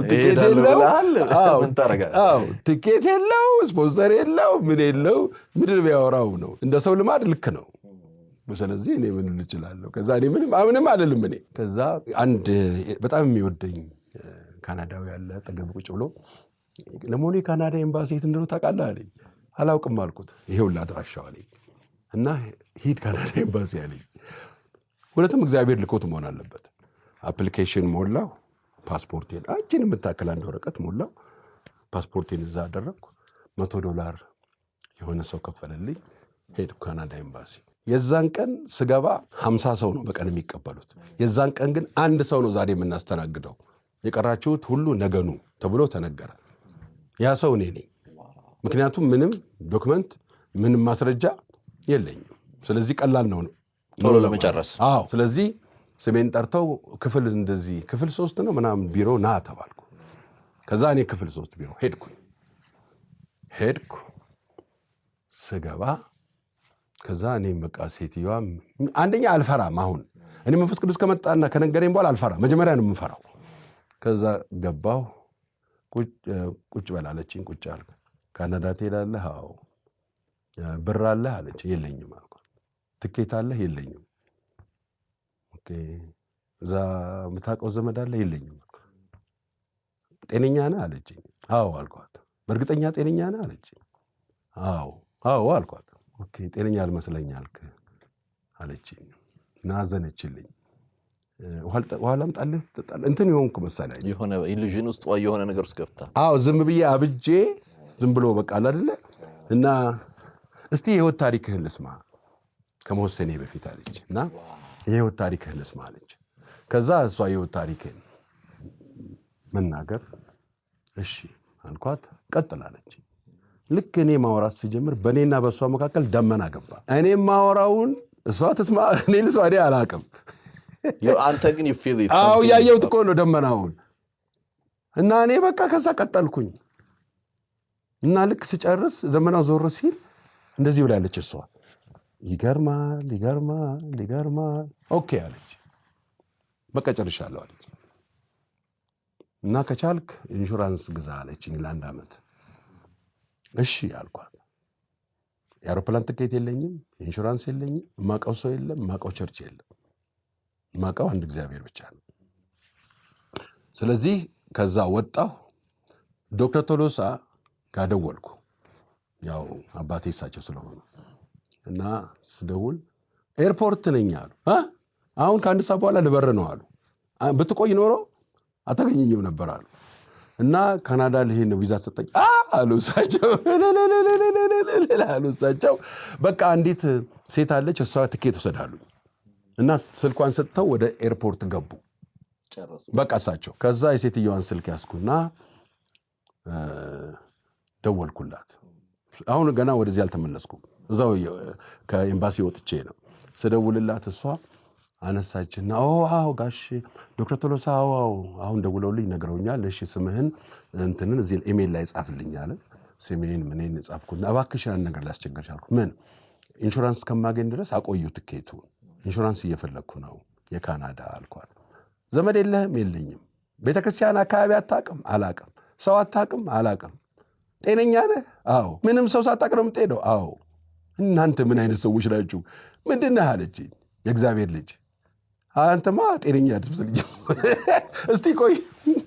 እስቲ ቆይ እኔ እፈልግልሃለሁ አለች። ምን አይነት ነው ምናምን ብላ ዘጋችው ስልኩን እና ደውልልሃለሁ አለች። ከዛ ከ1 ሰዓት በኋላ ደወለች። ደወለችና በቃ ማንም ሰው አላገኘሁም፣ እኔ በቃ ለልጆቼ ገብሬ ሊስጥልኝ ይባርክልኝ ልጆችን፣ እኔም ጨምሬ ባርክሻለሁ፣ እግዚአብሔር ይባርክሽ አልኳት። $400 ኢንሹራንስ ገዛችልኝ እና ገዛችልኝ። ትኬቱንና ኢንሹራንሱን የላከችልኝ በኢሜል። እሱን ፕሪንት አድርጌ ለማሳየት ይዛ አሳምጠን አሳይተ ተብያለሁ። አሳየሁ። ሴትዮዋ ደግሞ የዛን ቀን እኔ ሲሄድ ኤምባሲ የመጨረሻ ቀኗ ነው። ስለዚህ የመጨረሻ ቪዛ የሰጠችው ላንተ? አዎ በቃ እዛ ከዛ ገርሟት አመጣ ኢንሹራንስ አመጣ ትኬት ዋው አለች። እናንተ ትገርማለህ ብላ በቃ መቼ ነው የምትሄደው? ቅዳሜ። መልካም መንገድ አለች። ከዛ ተመለስኩ። አሁን ከዛ መመለሴን አትርሳ። ዜንትኑን ስመለስ ለአስተማሪዎች ነገርኳቸው። ይኸው ቪዛ ተቀበልኩኝ፣ ካናዳ ሊሄድ ነው አሉ። አዎ። ከዛ ቆይ አሉ። ተጠራሩ ጠቅላላ አስተማሪዎች ኮሌጆቹ፣ ማንም እዛ ስታፍ በሙሉ መጣ። ተንበረከኩ። ነቢይ አባይነህ አሁን ጸልይልን አሉ። አንተ ነቢይ ነህ ባንዴ ከእንትን አንስተው በቃ ነቢይ። እኛ ድሮም እኛንን ጥፋተኞቹ፣ እኛ ድሮን እንደዚህ ነገር ሄናል፣ እኛ እብድ ትመስለናለህ ምናምን። እኔ ደግሞ አልገባኝም። አየህ ከእነሱ እብድ ነው ይላሉ እና እንዴት ነው ምን ያወራው ደግሞ ይላሉ። እኔ ማውቀው ነገር የለም እንደዚህ እንደሚያዩ። ከዛ ጫንብንና ተናገር አሁን መልእክት አሉ። ኧረ እንደሱ አይደለም እንደዚህ የሚባል ነገር የለም ብዬ ከዛስ ግን ጸለይኩላቸው። በጣም ባረክ። እኛንን ዕቃህን ፓክ የምናደርገው፣ እኛንን ኤርፖርት የምናደርስህ፣ ብቻህን አትሄድም አሉ። አጅበውኝ ያ ሁሉ ፈረንጅ ይዞኝ ኤርፖርት አደረሰኝ። ተሻገሬ ቫንኩቨር ደረስኩ። እኔ ካናዳ የሚባል አላውቅም፣ ምን አላውቅም። ትኬቱን የገዛው ትኬቱ ራሱ ነው የሚመራ ትኬቱ እንደዛ እንደሆነ ሁሉ ማውቀው ነገር የለም። እኔ ብቻ እንትን ስትባል እንደዚህ ያደርኩ እና እዛ ወሬ ስለሰማሁ ዝም ብዬ ካልጋሪ አልኩ። ለካ ካልጋሪ ነው የተቆረጠው። እዛ ስትደርስ ምን አስቸጋሪ አይደል? አንዳንድ ጊዜ ሌሎች ሀገሮችም ስትሄድ የሚገጥመህ ነገር አለ። የኢሚግሬሽን መግቢያ ጋር የምንጠየቀው ነገር አለ አይደል? እና እሱ ከባድ አልነበረም? ቪዛ ብቻ በቂ ነበረ ካናዳን አልፈህ ለመግባት? 50 የእንትን ተማሪዎች እዛ ጋር ተቀምጠዋል። የጃፓን ተማሪዎች የትምህርት እንትን ያላቸው ከሌሎች ሀገር የመጡ ደግሞ በዚህ በኩል አሉ እና ቪዚተር ምናምን እና ካሟላ ዝም ብለህ እያየህ ያሳልፈሃል። ያልፋል። እና የኢሚግሬሽን ኦፊሰር አለ እዛ ቆመ።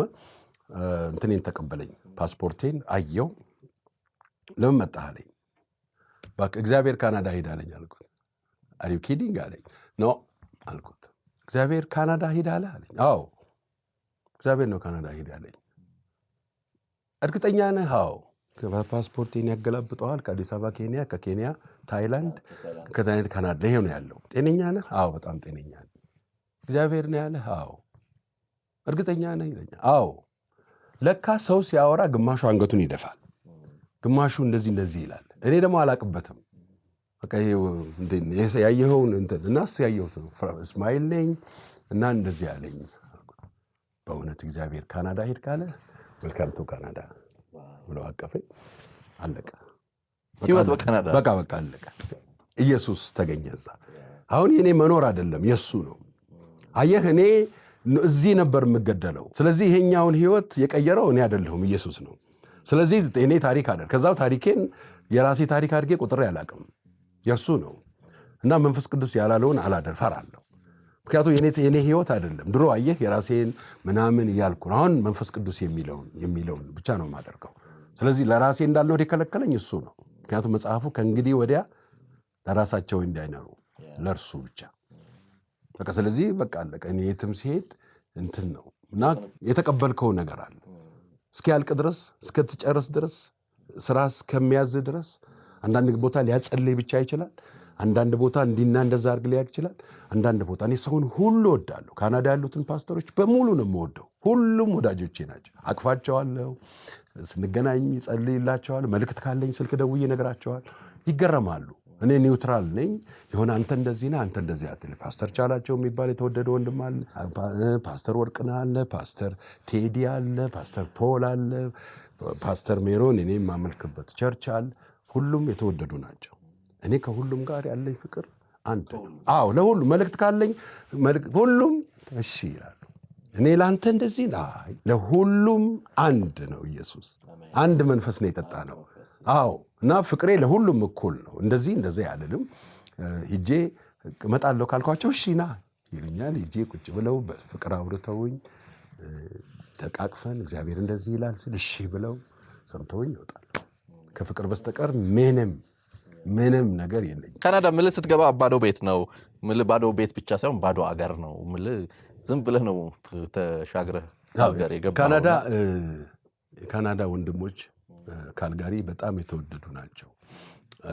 እኔ ስገባ ሁሉም ሰውን ሁሉ እወዳለሁ እና ሁሉም ነው የሚወድህ እና እኔ እንጃ ምናልባት ወጣ ስትል አሁን እዚህ ማንቀራረበው እዚህ አንዳንድ የሚሆነው ስትወጣ የበለጠ ፍቅር ነው መሰለኝ እና በቃ አንተ ሌሊት ተነስተህ ደውለህ አባይነህ ጸልይ ማለት ትችላለህ። እንደ መብትህም ነው እና ይሄንን እኔ ካናዳ ብቻ ነው ያየሁት። ሌላ ጊዜ አሁን አልችልም እንደዛ ማድረግ። እዛ እንደዛ ነው ፍቅሩ። አንዳንድ ጊዜ ይሄ ላይመስል ይችላል፣ ግን እኔ ስገባ የነበረው ፍቅር ይሄ ነው። በቃ አንዱ ወንድም ለወንድም ነው፣ አንዱ እንደዚህ ነውና ሁሉም እኔ ሚስት እንዳገባ ይጸልዩልኛል። እኔ ግን አላቅም። በቃ ሁሉም ነው የሚጸልየው ስለኔ። ሚስት ታገባለህ፣ ሚስት ብታገባ ምናምን ይላሉ። እኔ አላቅም። እኔ ሰው ቤት ከሄድኩ በደንብ ነው የምጸልየው። በቃ ለዛ ሰው በደንብ ነው የምጸልየው እና እኔ እንደ የራሴ ወንድም አድርጌ ነው ማይህ። የሆነ ሰው የሚገለገል አድርጌ አይደለም ማየው። እኔን አድርጌ አንተ ቦታ አድርጌ መንፈስ ቅዱስ ነው የነገረኝ። ስጸልይ ራስህን እዛ ሰውየው ጫማ ውስጥ አስገባ ይለኛል እና ላለቅስ እችላለሁ።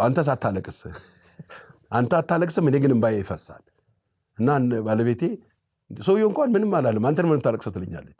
እኔ አይደለሁም የፈለግኩት፣ መንፈስ ቅዱስ ነው ስለዛ ሰው የሚያለቅሰው እላለሁ እና እግዚአብሔር ይባርካቸው። በኋላ ሚስት መንፈስ ቅዱስ ይሰጣለሁ አለኝ። ባኬኔ ሚስት እንደሆነ አልኩ። ከዛ በኋላ አሁን ገና ልታስጀነጀነኝ ስለ አያስጀነጅንም አለኝ። አታወራም። አሁን ይሄ ምንድን ነው የሚባለው? እንዴት ነው ይሄ የኛ ፕሮሰስ አለ አጭተህ ፕሮሰስ አድርገህ እና እንትን አድርገህ እኔ ጨርሳለሁ አለኝ መንፈስ ቅዱስ። አንተንም ጨርሰው ተገላገልኩ አልኩ። በኋላ ወቅ እኔ በኋላ አልኩት መንፈስ ቅዱስ እኔ ጨርሳለሁ አለ። በኋላ እኔ ምንም ነገር አለ መስራቴ የጠቀመኝ ምንም እጄ የለም። በቃ ከእሷ ጋር ምንም ውስጥ እጄ እንዲገባ አልፈቀደም። ስለዚህ ስማ እኔ ሰርግ አልፈልግም፣ እንደዚህ አልፈልግም፣ እሺ ያደርጋለሁ አለኝ። ምክንያቱም እኔ ምንም ጓደኛ የለኝም ካለ መንፈስ ቅዱስ ማቀው ሰው ስለሌለኝ የማቀውን ነው የምነግረው እና እሱ ያውቃል። እና ከዛ ባለቤቴ መጣች። ስትመጣ እኔ እንጸልይ አልኳት። ምንም ሌላ ጥያቄ አልጠየኩም። እንጸልይ እሺ አለች። ስንጸልይ የኔና የእሷ መንፈስ አንድ ሆነ። ምንድን ነው መንፈስ ቅዱስ ሲል አንድ ናቸው አለኝ። የመንፈስ አንድነት ነው፣ የሌላ ምንም አይነት ትዳር ማለት የመንፈሱን አንድ ማድረግ ነው አለኝ። ከዛ በኋላ እቺ እውነተኛ ረዳት ነች አለኝ። ከዛ በኋላ በቃ ጨረስኩኝ፣ ታገቢኛለሽ ስላት እሺ አለች። በቃ በዚህ ቀን ፓስተር ፋሲል ቸርች እኔ ከኤርፖርት እመጣለሁ፣ አንቺ እዛ ትጠብቅኛለሽ ፓስተር ፋሲል ቸርች፣ ፓስተር ፋሲል ጸልይልናል፣ ጨረሰን አልኳት። እሺ አለች። በቃ አለ ክርስቲያኖች ናቸው ቤተሰቦቿ፣ እንደ ሰው ስርዓት ሽማግሌ ላኩ። በቃ እነሱ የጨረሱትን እኛ ምናምን አሉ። እኛ ምን እንደጨረስ እንኳን አያውቁ። በጣም የተወደዱ ቤተሰብ እናት ናቸው ያሏት፣ ወንድሞቿ የተባረኩ ናቸው። በቃ ከፓስተር ፋሲል ቸርች እኔ ከኤርፖርት ወደ እዛ ከሄድኩ እዛ ጠበቁኝ። ፓስተር ፋሲል እግዚአብሔር ይባርከው፣ በቃ ባርኮ ጨረሰን። ልክ እኛ እንትን ስለ እነሱ ሲጸልዩ መንፈስ ቅዱስ ወረደና ለልጄ ሚስት የሰጠሁት እኔ ነኝ አለና እዛ ደግሞ መልእክት አመጣ። አሁን እኔ ከኔ ጋር ምንም በሰዎች ጥያቄ እንዳይፈጠር እኔ ነኝ ያመጣሁት የሰጠኋት እና እኔ ነኝ እሷን ያመጣሁት አሉ። በቃ እነሱ ደነገጡ። ከዛ አንቺ እግዚአብሔር ለልጄ ሸለመሽ ይለኛል ምናምን እያሉ እነሱ አጋቡን። እግዚአብሔር ይመስገን። ባለቤቴን የፈጀው ፕሮሰስ 3 ወር ብቻ ነው። ይህን ያደረገው መንፈስ ቅዱስ ነው። የተፈለገው ፓስፖርትሽንና 2 ፎቶግራፍ ላኪ ያሏት፣ ቪዛ መጥቶላት አለቀ። እዛ ገባች። በ15 ቀን ውስጥ ሳይሞላስ ልክ እንትኑ መጥቷል። ስራ ጀመረች። በቃ አለቀ። ስራ ስትገባ አብሬ ነው የተፈተንኩ። በቃ ምን ችግር የለም አልኩ። ከዛ መንፈስ ቅዱስ አብረ ግባ አለኝ። አብሬ ገባሁ። ስራ ገባች። በቃ በጣም ወደዋት እነሱ 4 ሰዓት ነበር ቀኑ ሙሉ፣ የማታ ነበር። ኧረ የቀን ነው የምትገባው ብለው እነሱ ናቸው የቀን ያስገባል። ምንም እኔ የሰራሁት ነገር የለም። ይሄን ያደረገው መንፈስ ቅዱስ ነው። አቢ እጅግ አድርጌ አመሰግናለሁ። በጣም ወደኋላ ሄደናል። አሁንም ካለው ብዙ ነገር እያነሳን በተለይ እኔን በጣም ኢንስፓየር አድርገኛል። ተመልካቾችም እንደኔ እየተጠቀሙ ይመስለኛል። ከመንፈስ ቅዱስ ጋር ያለንን አታችመንት ህብረት፣ ወይም ደግሞ የእምነትንም ህይወት እንድንካፈል በጣም ግሩም በሆነ መንገድ አካፍለህናል። ምን ትለናለህ በመጨረሻ ከመንደምደማችን በፊት? አቢ አንድ ጊዜ ካናዳ እያለሁ ይህንን ባነሳ ደስ ይለኛል። ካናዳ እያለሁ ሌላ 2ኛ ዲግሪ ለመስራት መማር ጀመርኩ። እየተማርኩ በቃ እና መጽሐፍ አለኝ። መጽሐፍ አነባለሁ፣ ሌሊትም አልጠግብም። እና አንድ ቀን ያነበብኩ ከነ መጽሐፉ እዛው ተኛው። ከዛ መንፈስ ቅዱስ መጣና አባይነህ አለኝ። አቤት። ምንድን ነው የምትፈልገው አለኝ። አንተን ነው የምፈልገው አልኩት። እኔ ነው የምትፈልገው አለኝ። አዎ። እኔ ራሴን ገልጥልሃለሁ አለኝ።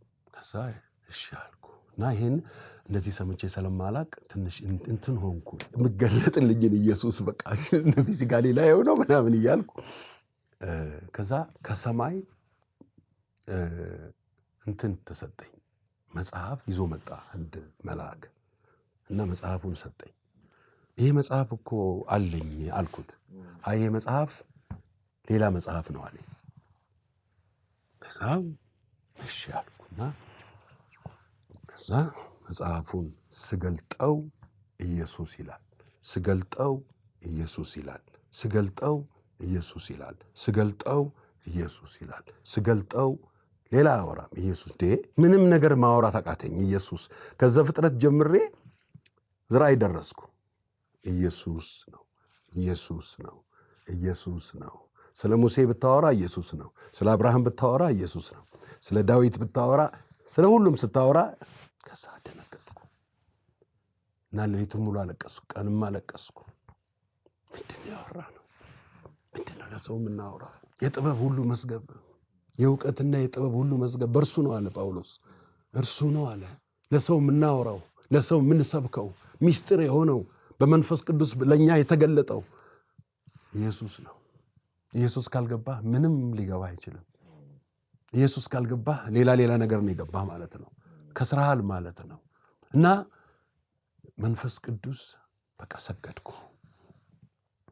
አንድም ቀን መንፈስ ቅዱስ ከኢየሱስ ክርስቶስ ውጭ ነግሮኝ አያውቅም።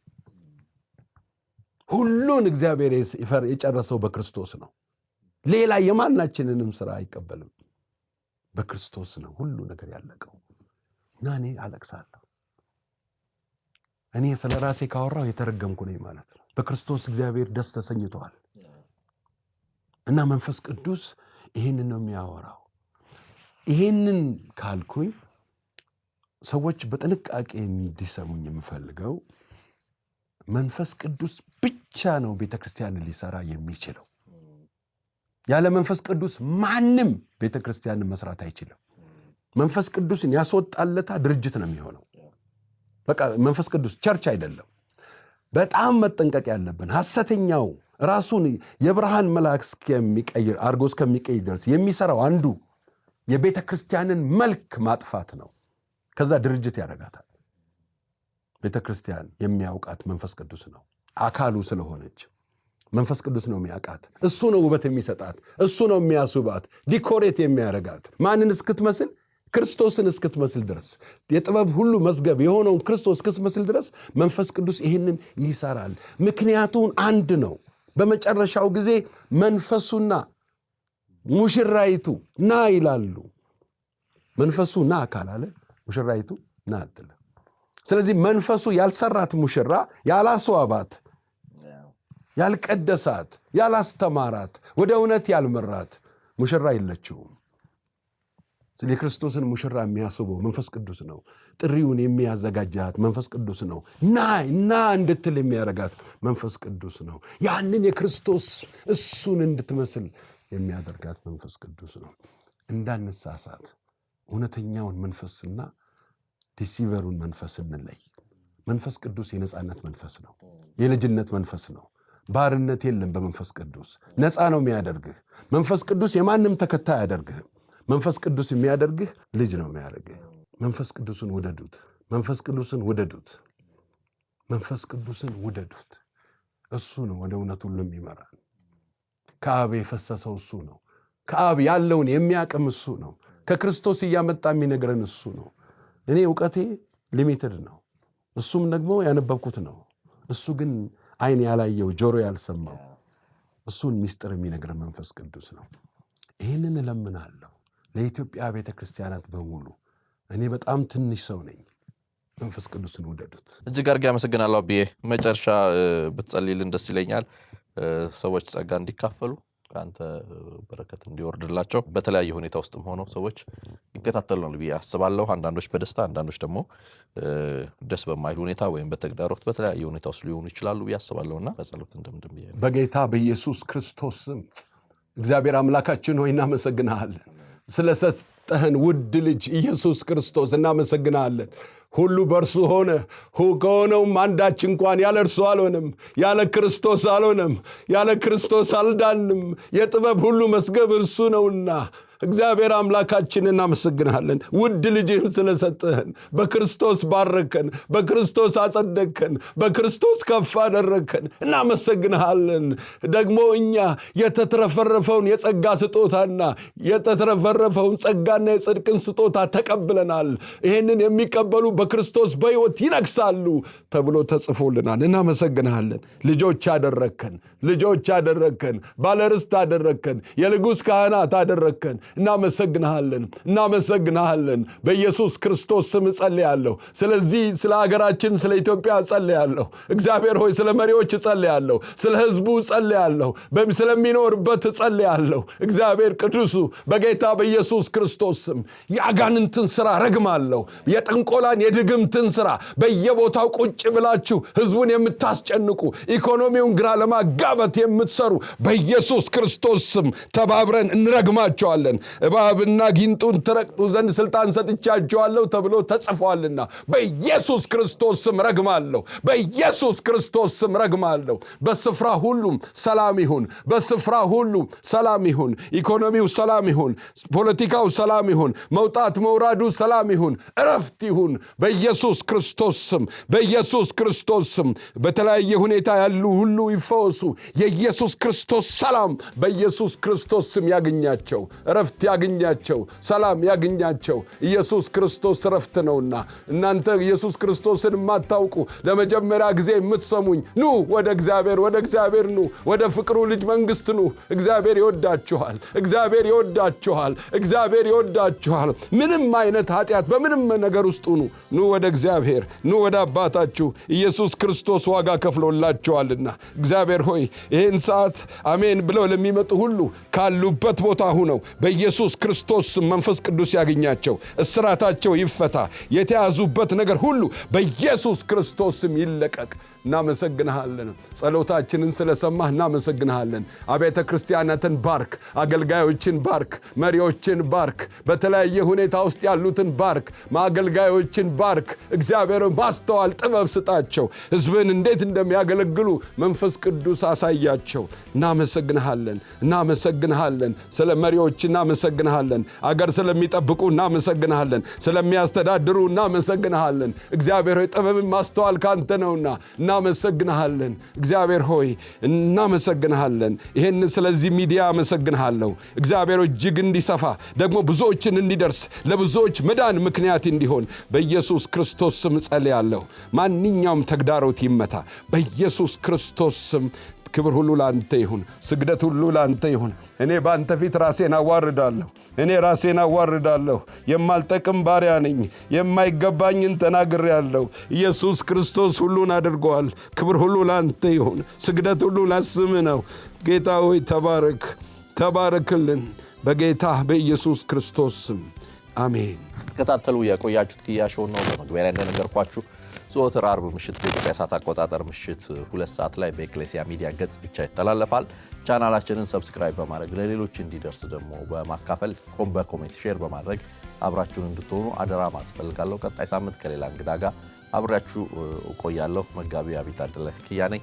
አገልግሎታችን ለማገዝ ስክሪኑ ላይ ያለውን አድራሻ ልትጠቀሙ ትችላላችሁ። መልካም ሳምንት።